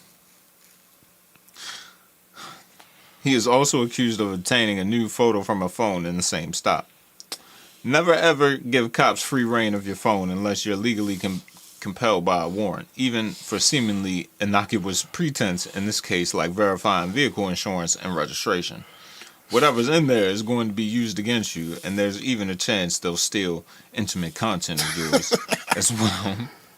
That's crazy, Yo, bro. imagine that. It's like you got, like, yo, dudes telling you, swipe through that phone if you want, big dog. See whatever you see is because you look. No, yeah. I do not remain silent. What you talking about? Look through this, swipe through this shit if you want.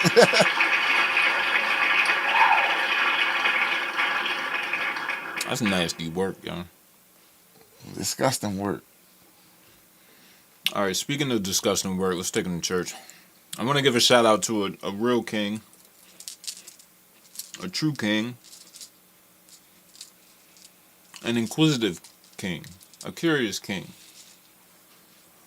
Maybe he had a hunch. I don't know. Maybe he saw something one day and thought to himself things weren't what they should be. So this particular king decided to take it upon himself to conduct his own mission. So we got a little story for you. I'll change the name up. Brittany, who appeared in a TV interview, said in 2022 she met a man on Facebook who had a much better character than her husband. All right, y'all. She says, we developed a deep love, even though I was a married woman with 3 children. Count them. 1, 2, 3 children. Eventually, the man persuaded me to argue with my husband and seek a divorce. And I did that, y'all. I did. On the same day I got divorced, he blocked me on every platform we use to communicate. My husband was behind that account.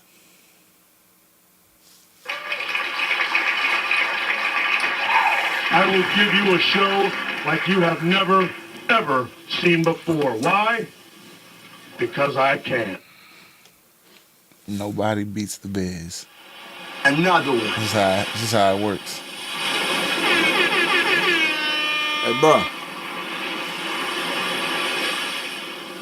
As a previous catfish victim, I'm here to tell you, it's not a fun time when the person you're living with catfishes you. All right.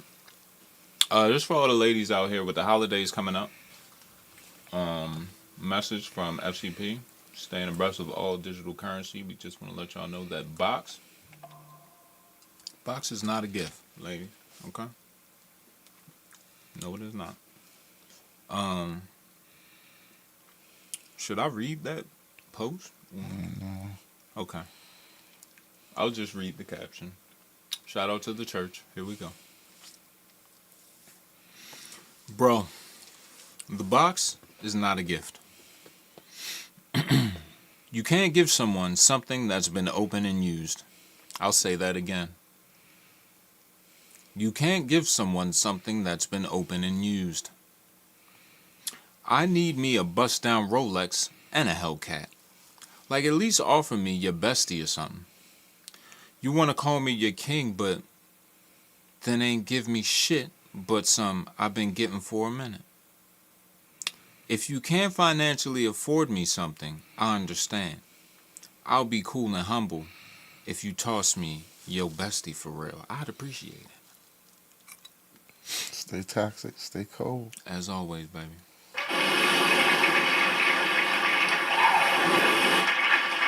Another one. I'm curious what the comments are like on it. It's the hell. Throw your mom in there too, shorty. That's crazy. These niggas, bro.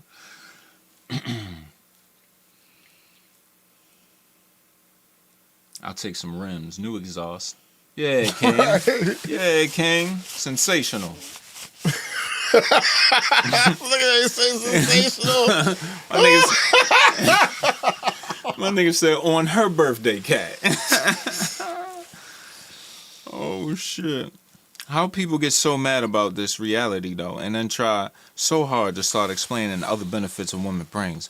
Bruh, that's all there is to it. Nothing else. Church going church, yo. It's not up to me why the church churches. I'm just here to convey the message. Moving on. Next post. This is interesting. It says I'm shy. I normally don't do this. Then 5 minutes later, she spread open like a motherfucking rotisserie from KFC. The worst is when you're just trying to get some box from the community shorty who been in the streets and has that talk with you talking about, I really like you. I'm trying to change from how I was in the past. I want to take things slow. Bruh. My homeboy just clapped your cheeks 2 weekends ago. Go gain some self-respect next week. Not right now, shorty. Stay toxic, stay cold. As always. Another one. Let's see what the comments are.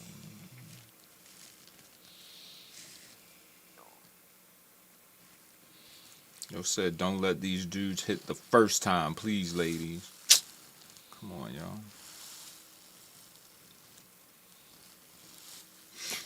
Okay.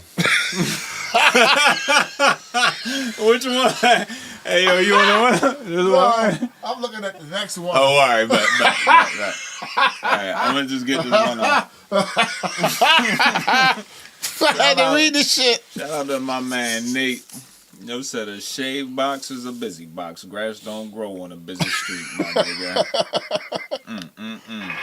All right, let's go on to the next scripture, Fonzie. I think I'll put this in here just for you. Story time. Oh, yeah. That's a long one. All right, y'all. Bear with me now. Bear with me now. Oh, shit. I can't fuck this up either.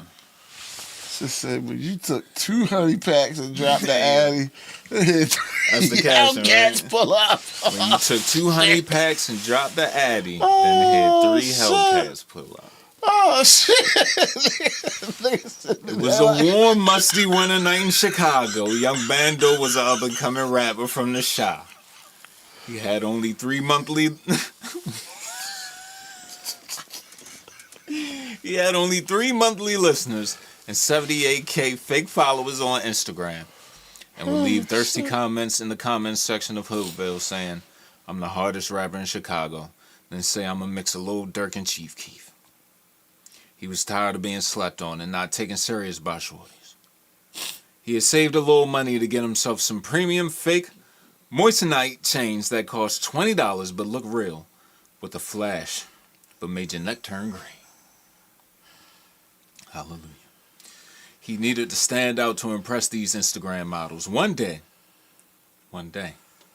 he was flexing his Dave & Buster's jewelry and decided to slide into an Instagram model's DM that he's been trying to slide into for the past 3 years.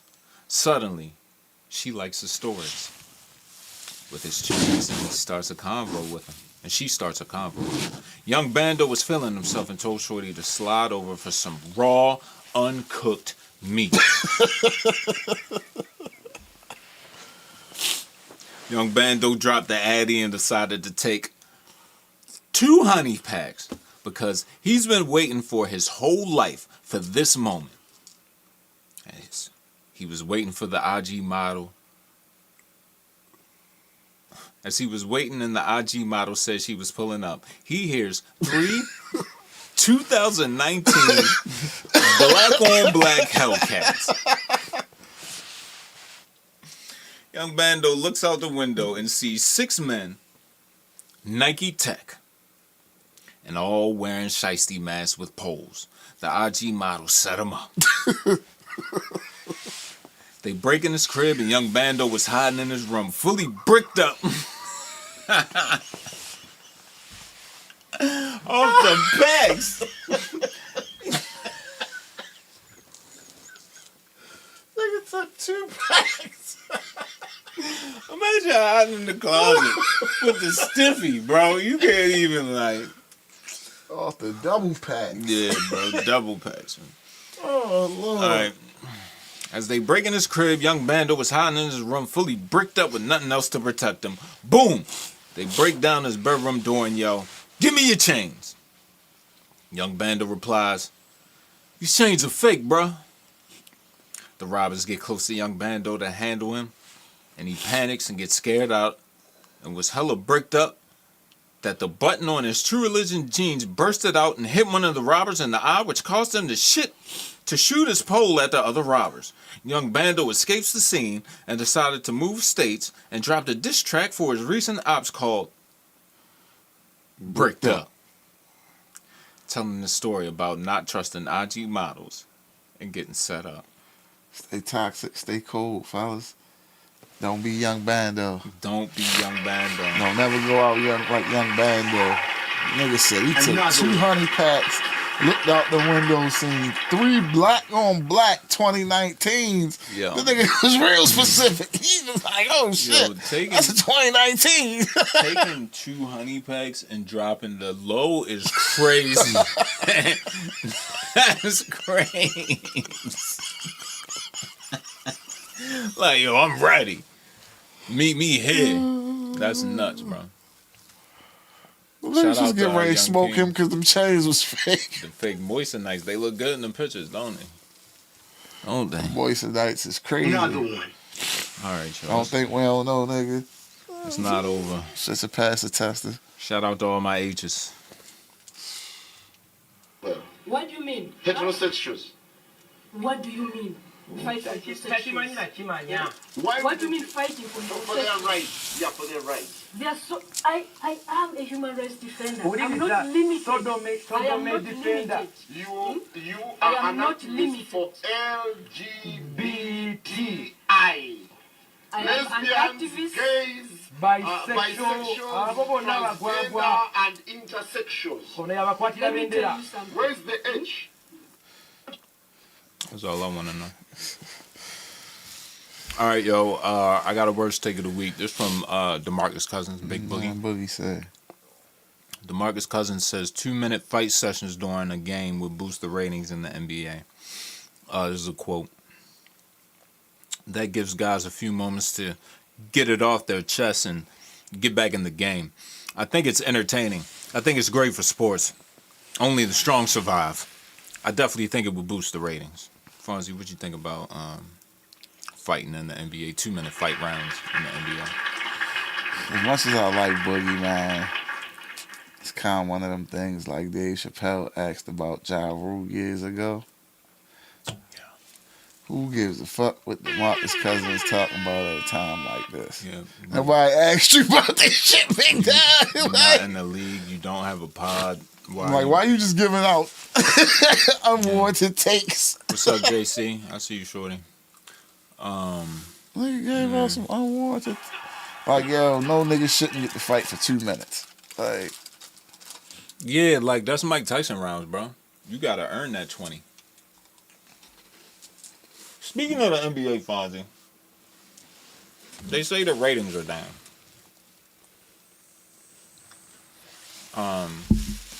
You think there's any reason for that? Because the game has changed. It's not the same basketball that we was watching. We watch it now, but it's because niggas watch basketball. I've heard the argument basketball is more entertaining now. A lot of three-pointers, shit like that. It's not the same game. And that's why you think the ratings are lower? I don't think it's that. You got niggas like, sit in the house. Niggas can stream the game on any type of fucking site. Mm-hmm. Like, so, a lot of these niggas just ain't watching that shit on TV. All right. I got a nice metric here. My metric is always the WWE YouTube. Okay? And I'll tell you why. Because, all right, they have 105 million subscribers on YouTube. So you would assume that's a good metric. So let's see how many followers the NBA has. 22.3. Are they not entertained? No, I think niggas entertained. Let's see how many the NFL has.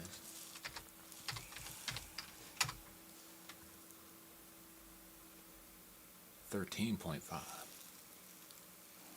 The NBA has more subscribers than the NBA. The NBA has more subscribers than the NFL. Oh, let's do this.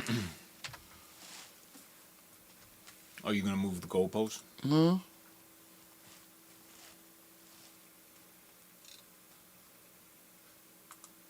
Now, if we go to Instagram, the NBA, 89 million followers. Okay. And we go WWE, we got 32. 33.2. We go NFL, 30.6.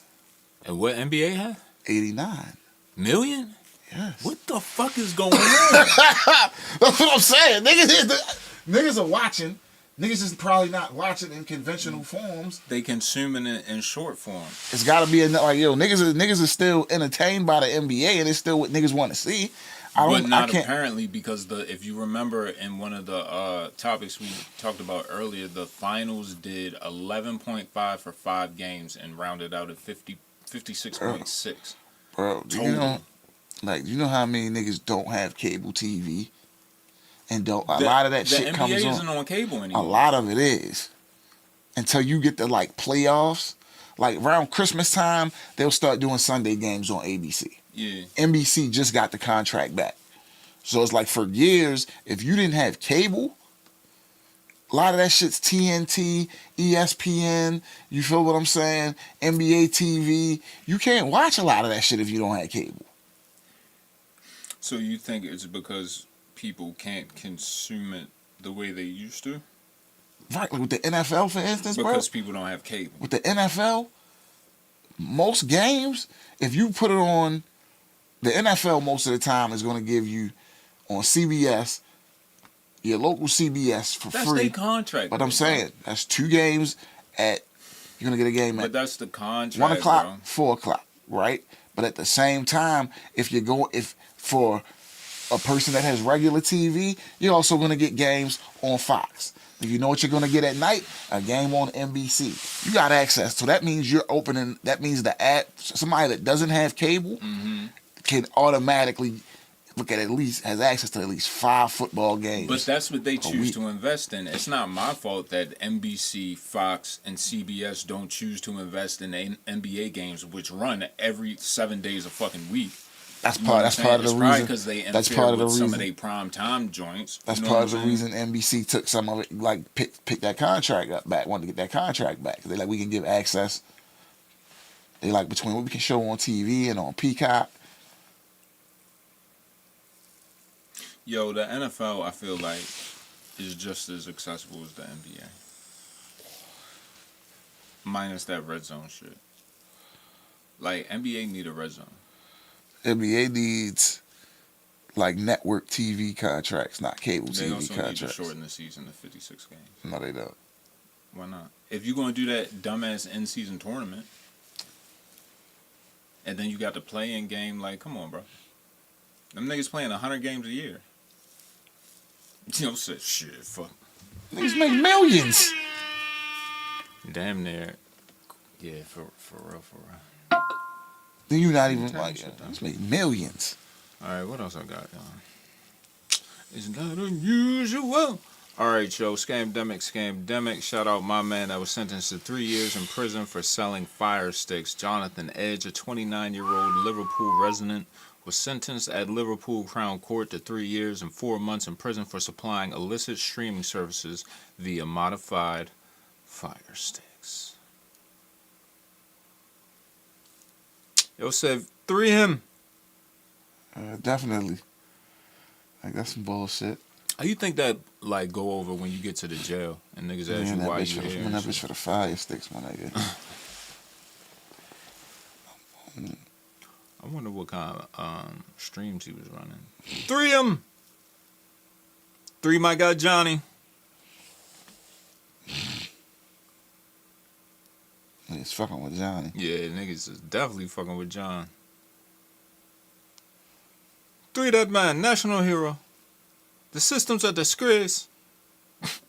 Let me get out of here, yo. Alright, hands off. What the fuck is this? Operation Skin So Soft. Operation Skin So Soft. For all you freak niggas that like to go to Florida and get fucking massages and shit. A Florida massage parlor bust leads to 21 arrests. Yeah. Let me read some of these names. Fucking Bao Hua Zhang, Feng Hua Zhang. These names fake as shit, bro. Hong Zia Sak. Hey, man. Hong Zin Yang. Jin Fang Mu. Jin Ya Huang Lian.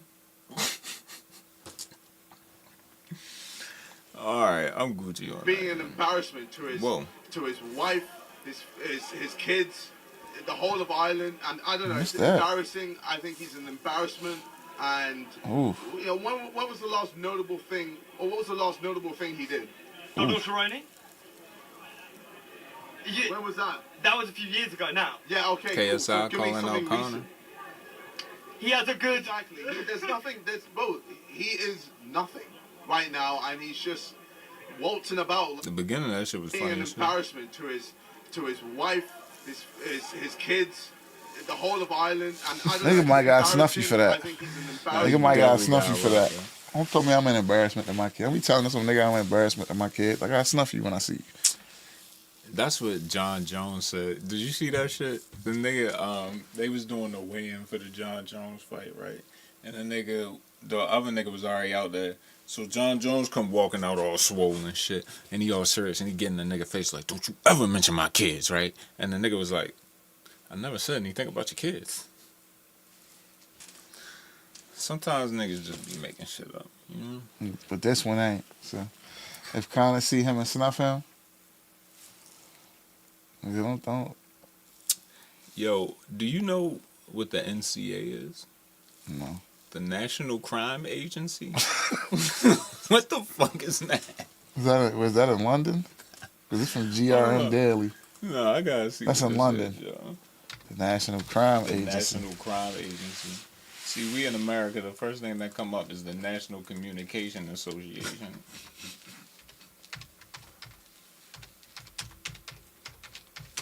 So like the NSA?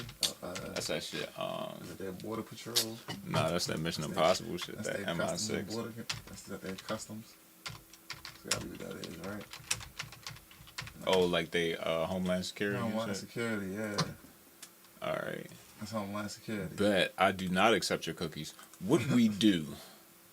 We lead the UK's fight to cut serious and organized crime. The NCA offers work at the forefront of law enforcement, building the best possible intelligence picture of serious and organized crime threats, relentlessly pursuing the most serious and dangerous offenders, and developing and delivering specialist capabilities on behalf of law enforcement and other parties. We specialize in border vulnerabilities, fraud, modern slavery and human trafficking, drug trafficking, illegal firearms, child sex, HSI.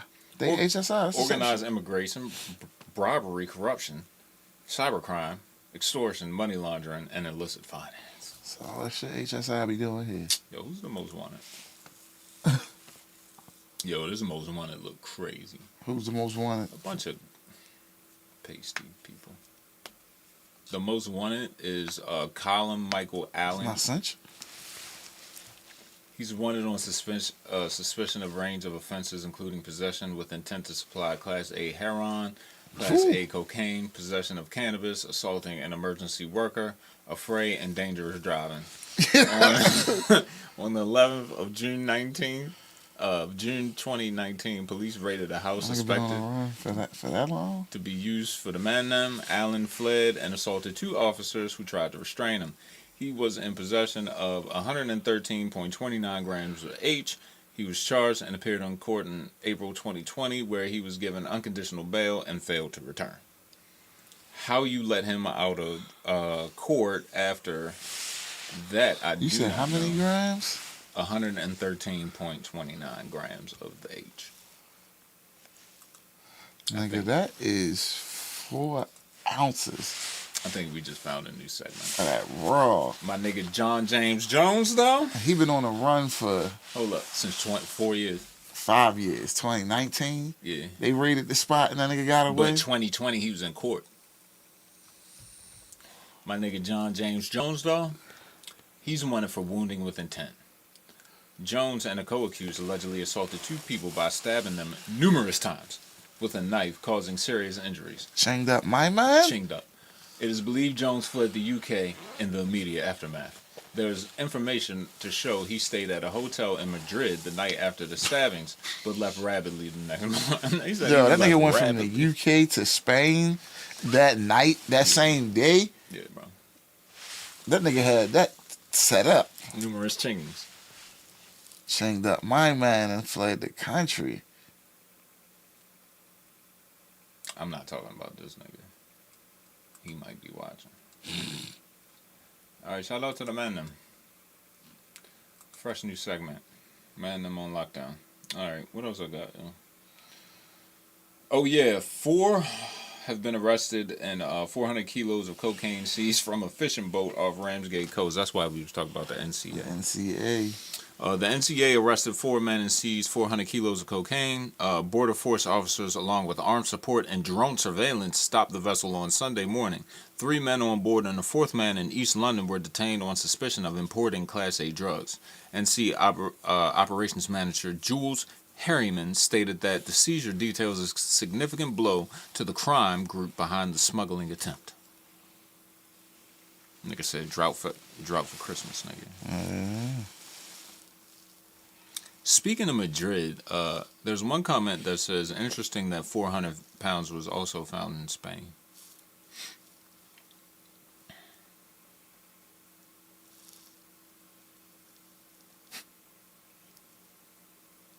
Those are the dummy shipments. The 400? Yeah. The 4 dummies? Anytime that man is sleeping. Get the fuck out of here. That's what I be thinking when I be watching, what's that shit? To Catch a Smuggler. Yeah.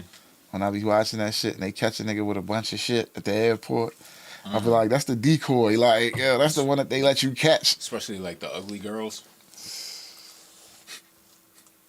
Right? This week's Trill International Hero. In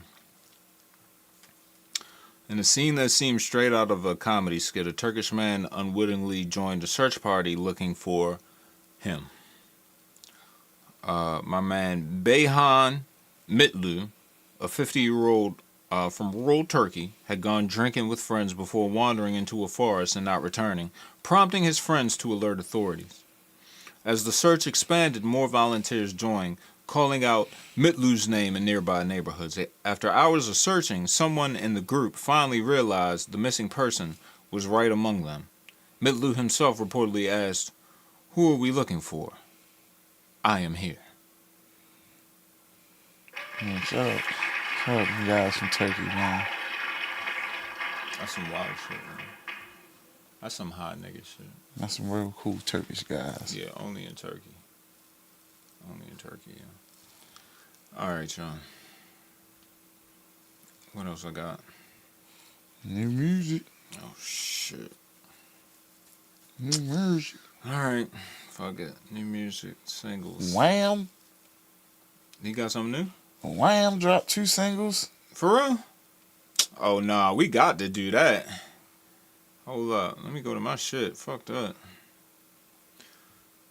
Thug home, nigga. I need Whatever to see he what say, this whatever shit Wham like. say goes, Yeah, right, nigga? Bruh. Fuck this. Insecurities. At 5 a.m. Right. I see QC on the banner. Ooh. Let's go.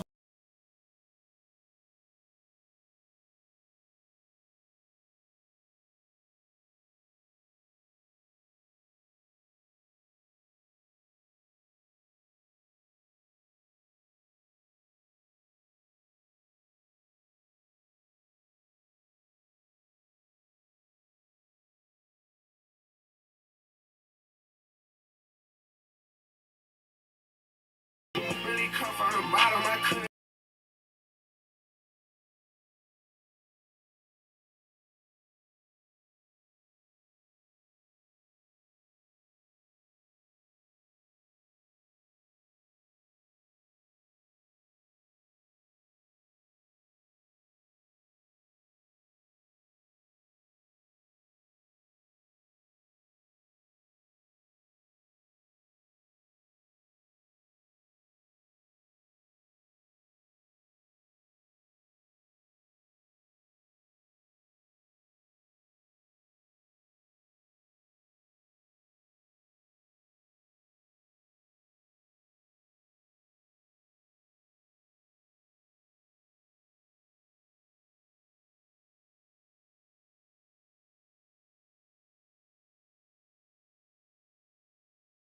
I'm always thinking about money.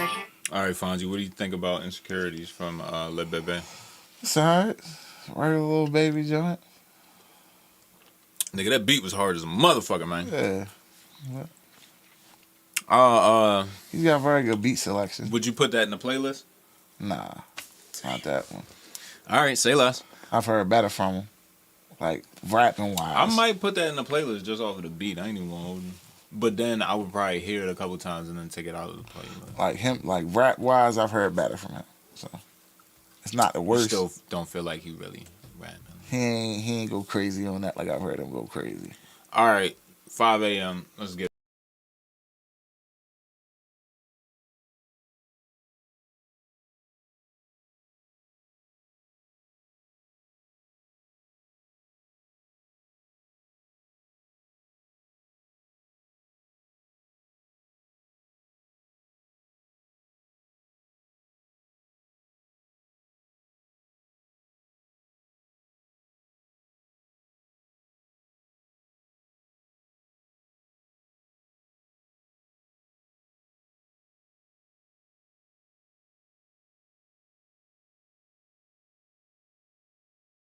Gotta go to hard. She played and let me hard.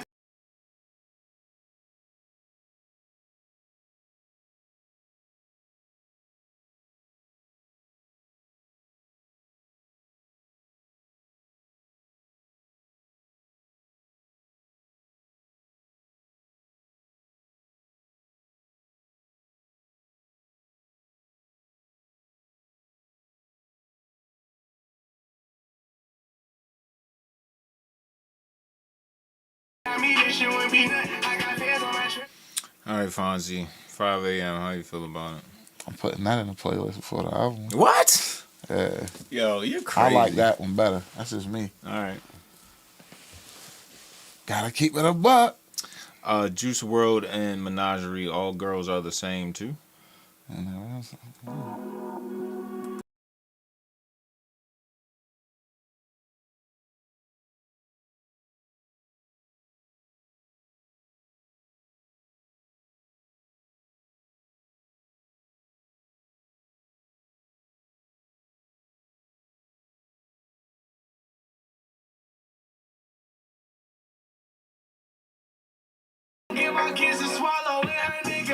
Hey yo, just from me, whoever is in charge of Juice WRLD's estate, stop putting this shit the fuck So out. I know it's over. I forgot the engineer's name that worked with him. he said that was one thing. He was like, yo. So he's like as far as like records that sound like that coming from him, little poppy sounding records. Yeah. He was like, yo, he has a lot of them. He just wasn't putting them out. So he was like, yo, I don't know why they just unloading all of that if he wasn't putting it out. But it's like, because they got him, Fonzie. Let it cook. If you had him, you wouldn't. Nah. Ain't that Bibby? Yeah. All right then. So what are we saying? I respect the play, but The Weeknd, Open Hearts. Let me mute up for this shit, nigga. Won't catch me slip.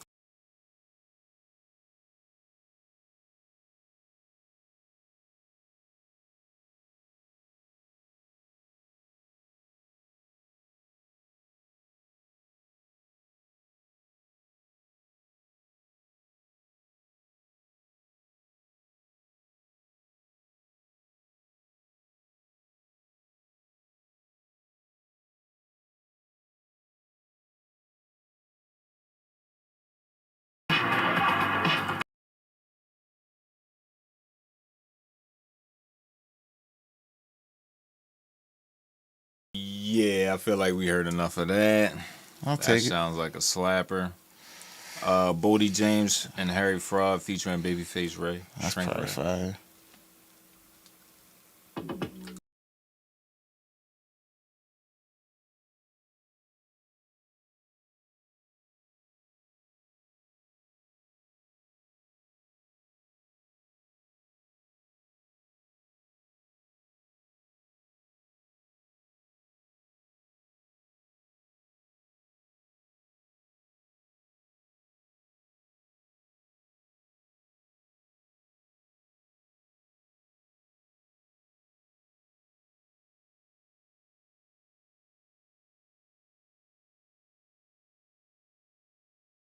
I'm on phone, don't ring the doorbell. Auntie don't be sleep.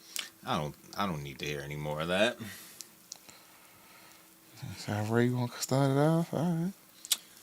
How do you feel about Paul Wall, Benny the Butcher, Big Crit, Freeway, Burner, Terminology, and Rich the Factor? There's a lot of people on the song. You ain't up on the factor, you ain't on that. I've been out.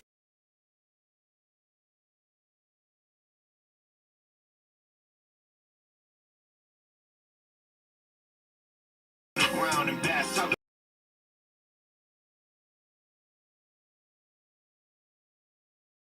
don't know if I needed the posse cut. Your man back. Lil Nas Xery. That's crazy. Light again.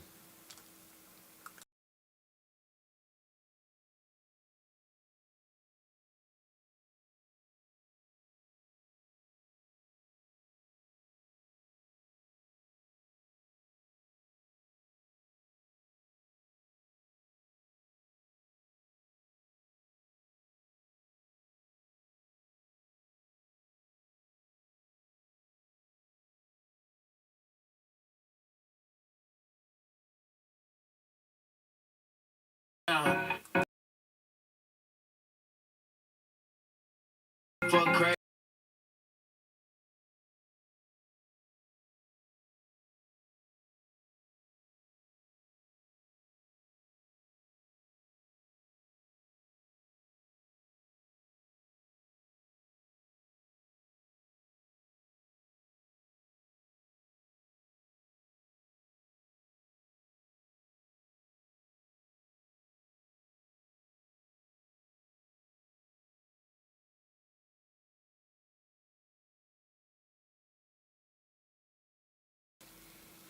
How you feel about that Lil Nasry, yo? Shit wasn't bad. That shit was hard. The kid Leroy and Quavo. Ooh. Yo, why Quavo going on a feature run with all these young stars? Yeah. Mm.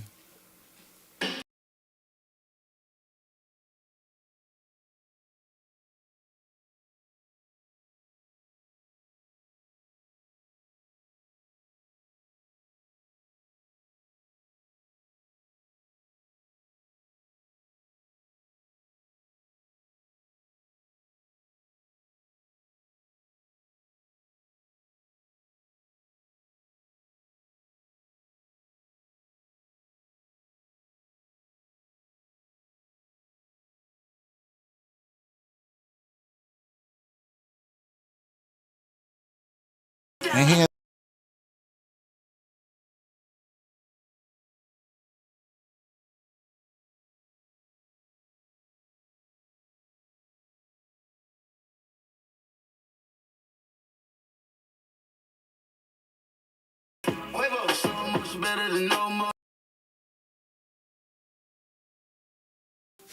I just don't like the sample, yo.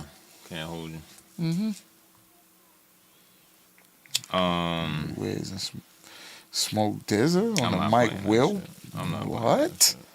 On the Oh. Mike Will? All right, y'all, I'll play it. And DJ Quick?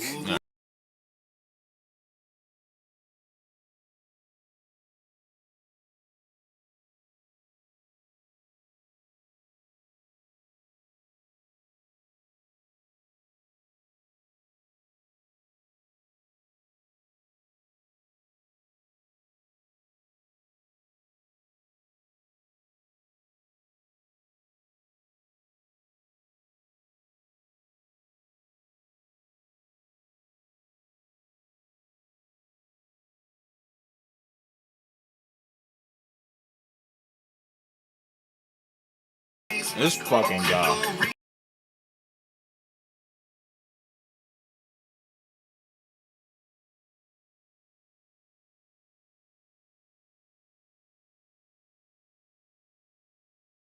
We can't, they changed the goal.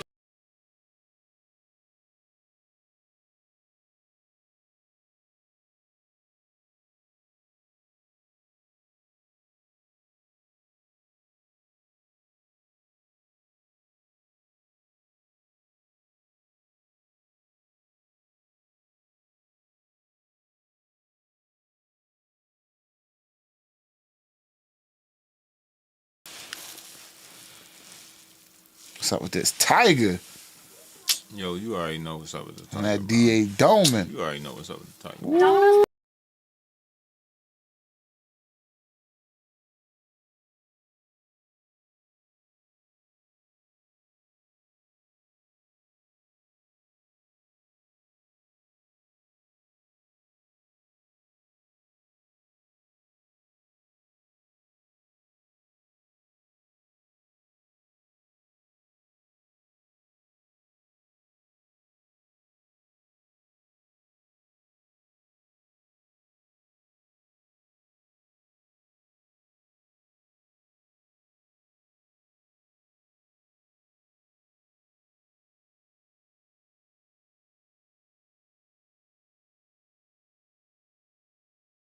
Like a hobo, black on the waist in case a nigga go loco.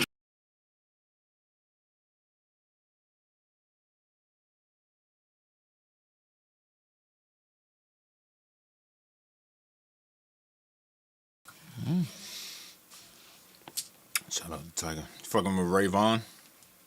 Yeah. That's my guy.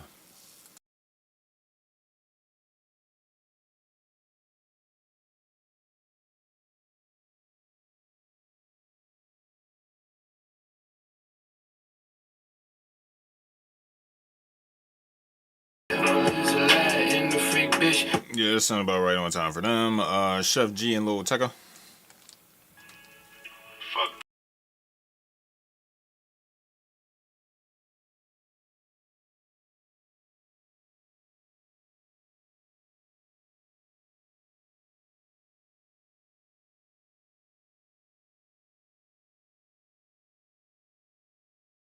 I know that I fucked up, I'll never play with you again.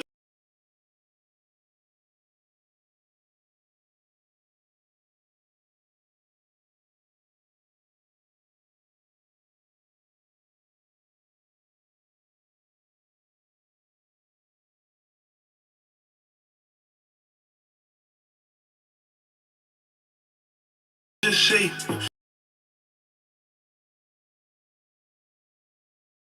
Yo, there's been a lot of that since he came home. I ain't mad at it, but That Z Pain. you think I'm playing that motherfucker on my podcast? Yo, out your fucking mind, yo. Tory Lanez. Think he flag us for that? Yes. That's a fucking loser. Him and T-Pain? Fuck yeah, bro. Tory Lanez transaction. What the fuck is this, yo? You got two. Nah, I'm not playing that. It's from 2022. No, shit that he just didn't put out. But still. Who the fuck is a fly Anakin? All right, yo. Let me get to the albums.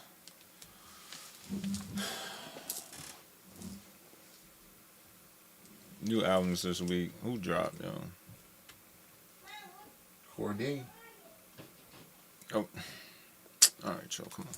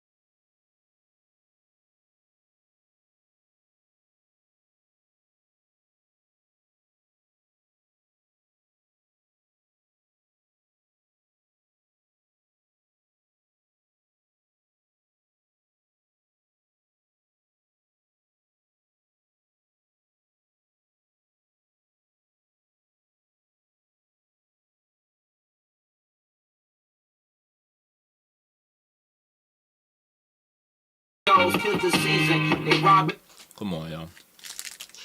You gotta come harder than that. Cole make his beats though. He got a cold beat on here. I'm saying Cole make his own beats though. Yeah, but niggas is tired of that. Cole go.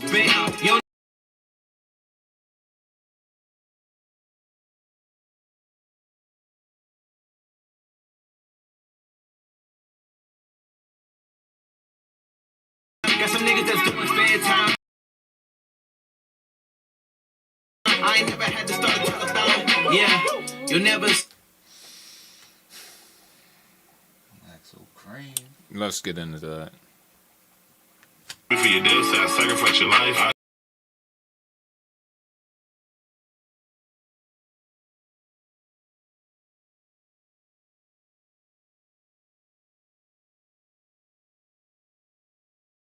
Murder.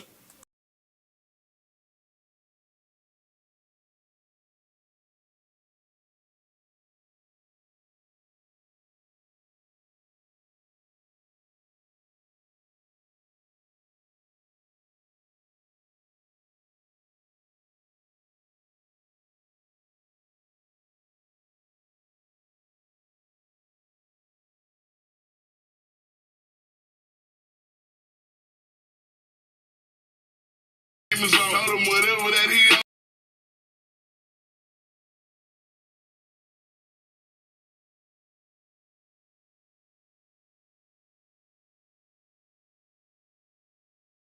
I'm higher than ever, sending them hits, and I be making hits. They on the fucking devil.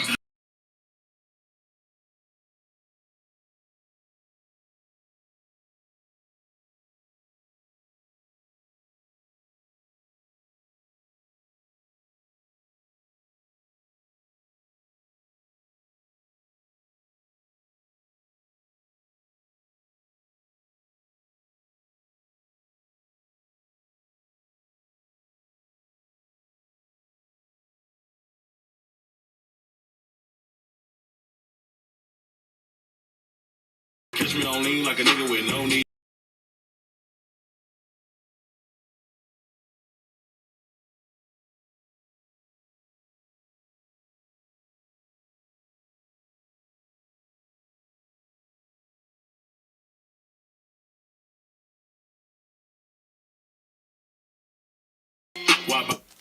When I hit it from the back.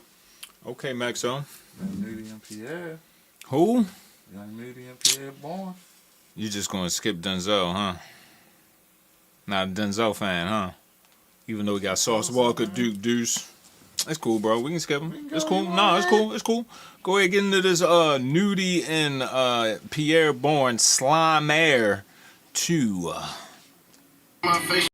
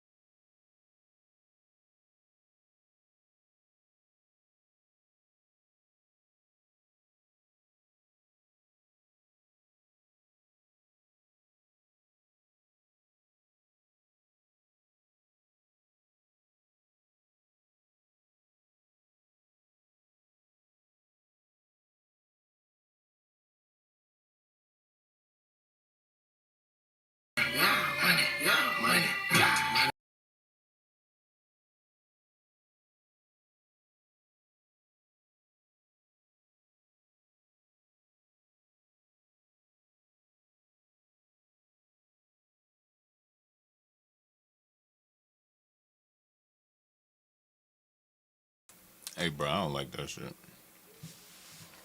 Shout out to Nudie, though. What's up with that Denzel? I'm good on that. Yo, we got more present issues, yo. We got a new album from Quando Reezy, boy. Quando Rondo. Here for a reason, nigga. Never broke again. Yeah, man.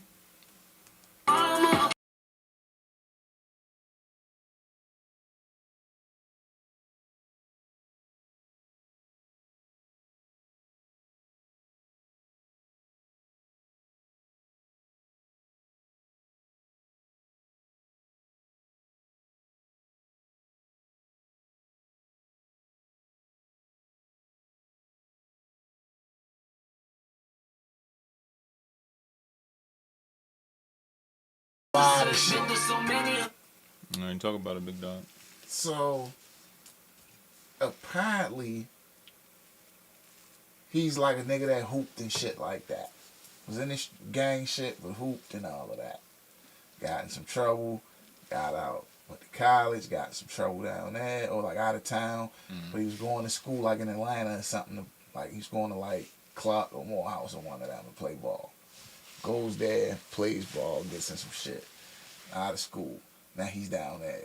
Ends up running around with like Pee Wee Longway, all these niggas. So it's like, the nigga's been around for a minute. He was like, yo, he's like, yo, yeah, kind of introduced Thug and Nip in like 09.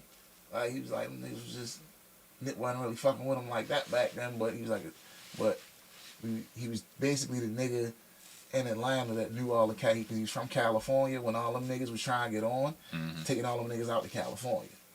So it's like, oh, all right. And he kind of took that, like, all that Crip shit down there to Atlanta. Which is how Quando Rondo's tied in. Savannah, Georgia, nigga. Shout out Quando Reezy. He was a Reezy. rapper on MPA. He started MPA with Pee Wee. Quando Reezy? No, Rick Baby. Yeah. Cash Doll has The Last Doll. Are we fucking with Cash Doll? Yo, shout out my man Tracy T. Let's get it. You said she changed her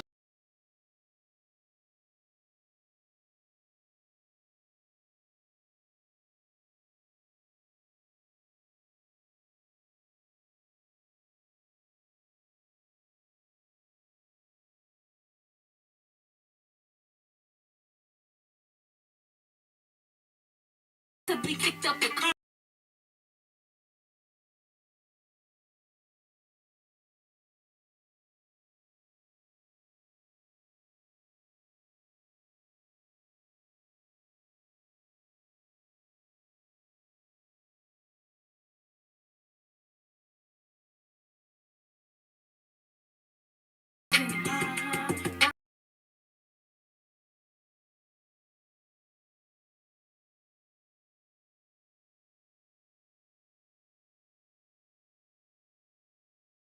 The lanes get exposed. Depending on my wrist, like Nah.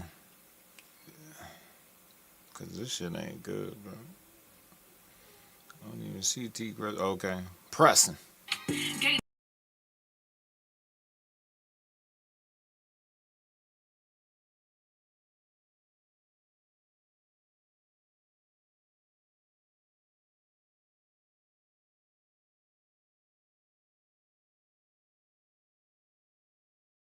got a gun with a beam. He ain't guessing. Like jumping off my wrist, shit moving. 50 beef case a bitch jump stupid. If I say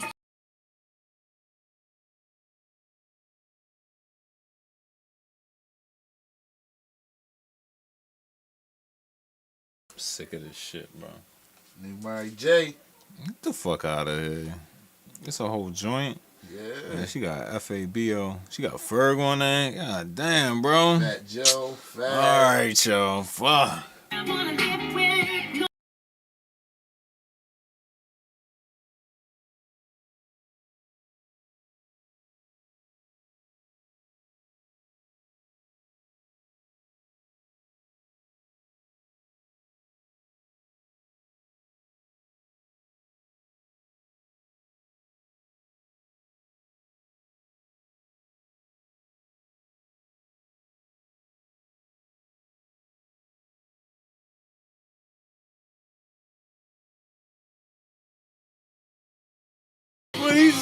Yo, me, huh?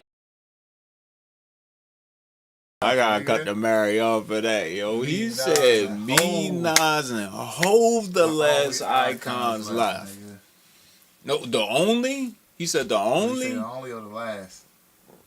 I ain't bringing it back. He said the only.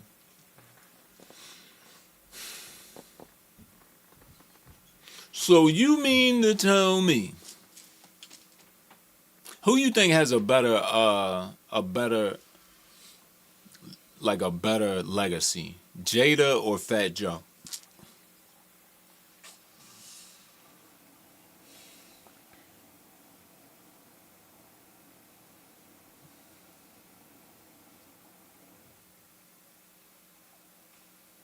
Very comparable. Damn, good comparison.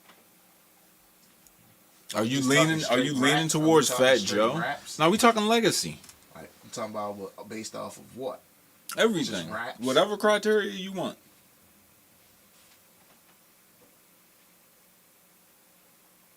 I'll probably still go Kiss. Okay, the argument would be Fat Joe has more mainstream success. So, you could go either way. What if it was Fat Joe and Cam? Cam. So that's two already, bruh. I feel like Cam culturally. You know what I'm saying? Mainstream. Like, I got dirt on you, doggy. Who else? Nigga. You know Fat Joe just makes egregious, outlandish statements. That was one of the most egregious. Say hyperbolic. That was some polarizing shit. That's the word. That was some real polarizing shit right there, bro. Whatchamacallit album wasn't bad. Who does? That Dave East with A-Rab. It's mad, like, repetitive. Of course, because it's Dave East and A-Rab. And A-Rab. I'm like, yo, this shit is good. Who put them niggas together? But and why gigs keep fucking with this nigga, man? You got your man on here, though. Who? OT. Yo, OT got a joint with on a joint called Joe Jackson. OT got a joint with how you say that nigga name? Mills? No, that nigga Millie's is right. Nah, man. I fuck with him too. From Boston. Yo, what's up with this Boozy cold case files, yo? I don't know. This shit got old ass dates on all this shit. Yo, I feel like I want to spend something. Badass Boosie Wild. Nah, I'm gonna spend something off of this. I'm gonna spend number 4.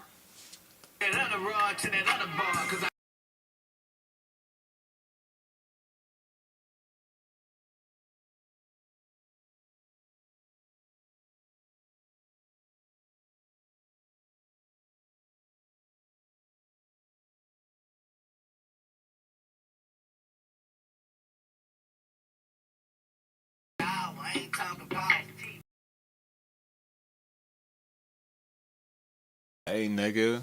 Shout out Boozy. Who this? Doom? I'm good.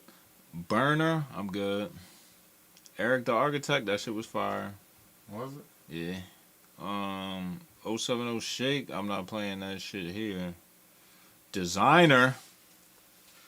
Who Designer signed to? LOD Entertainment. Oh, okay. Oh, shit, I hit something by accident.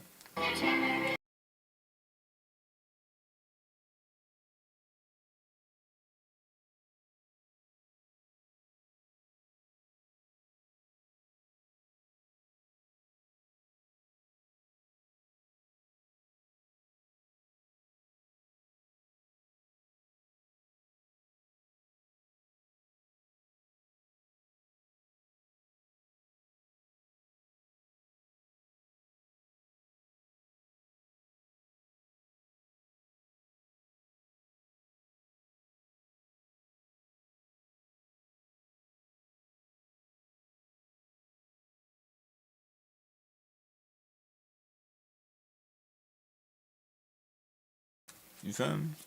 John Batiste, nigga. I don't know who that is. Who that, bro? I be hand about yo. What He he be doing? always up for some shit. All right, fuck it. He's singing shit. I don't know what he do, bro.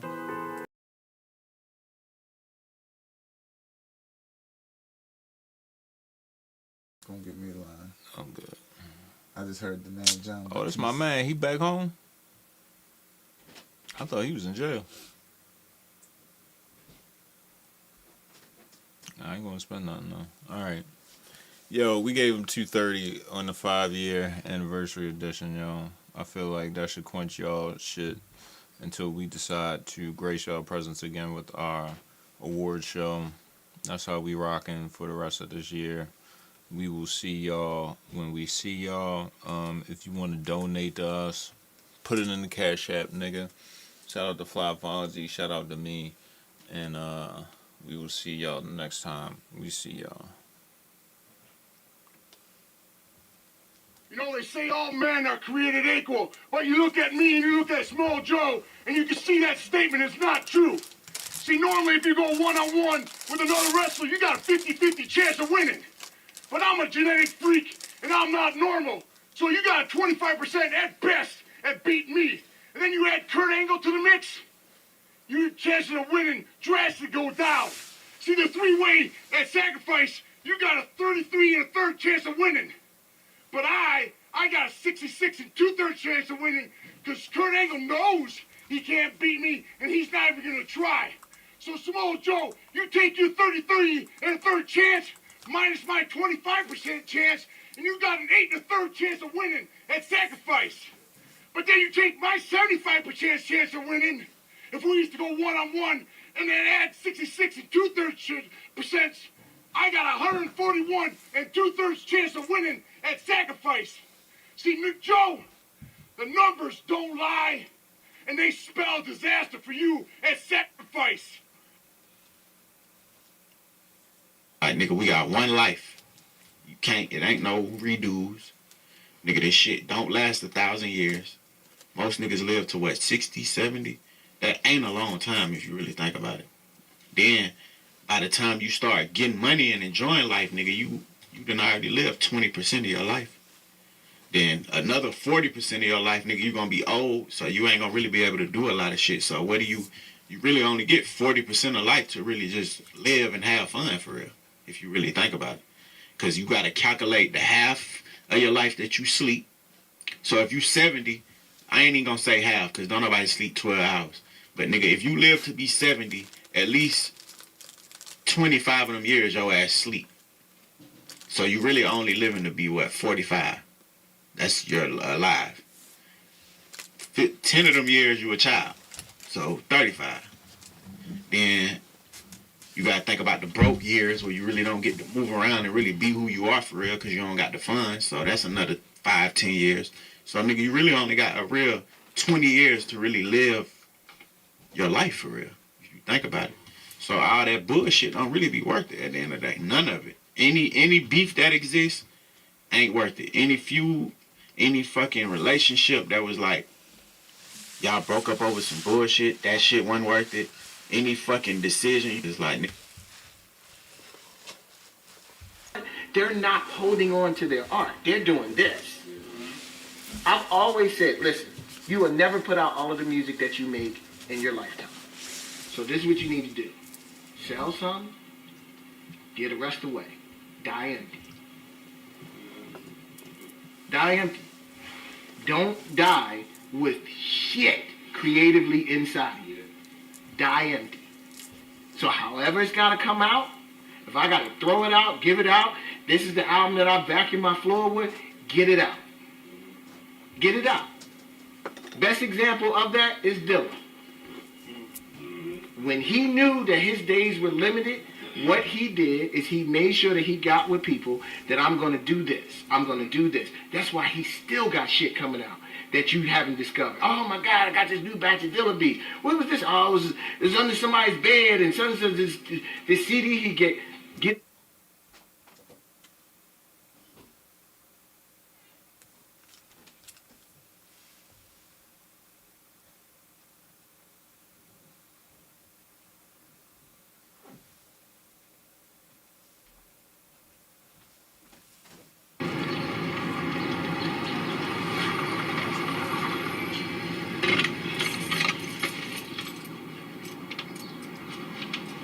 You don't got all this shit hanging over my head.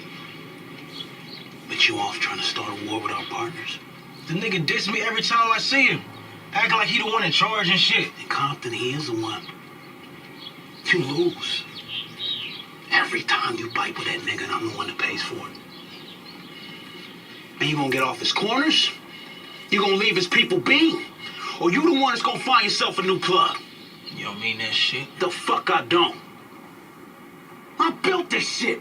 Me. Brick by brick. And I'll be damned if I let you tear it down just cause you don't like the way another nigga thought.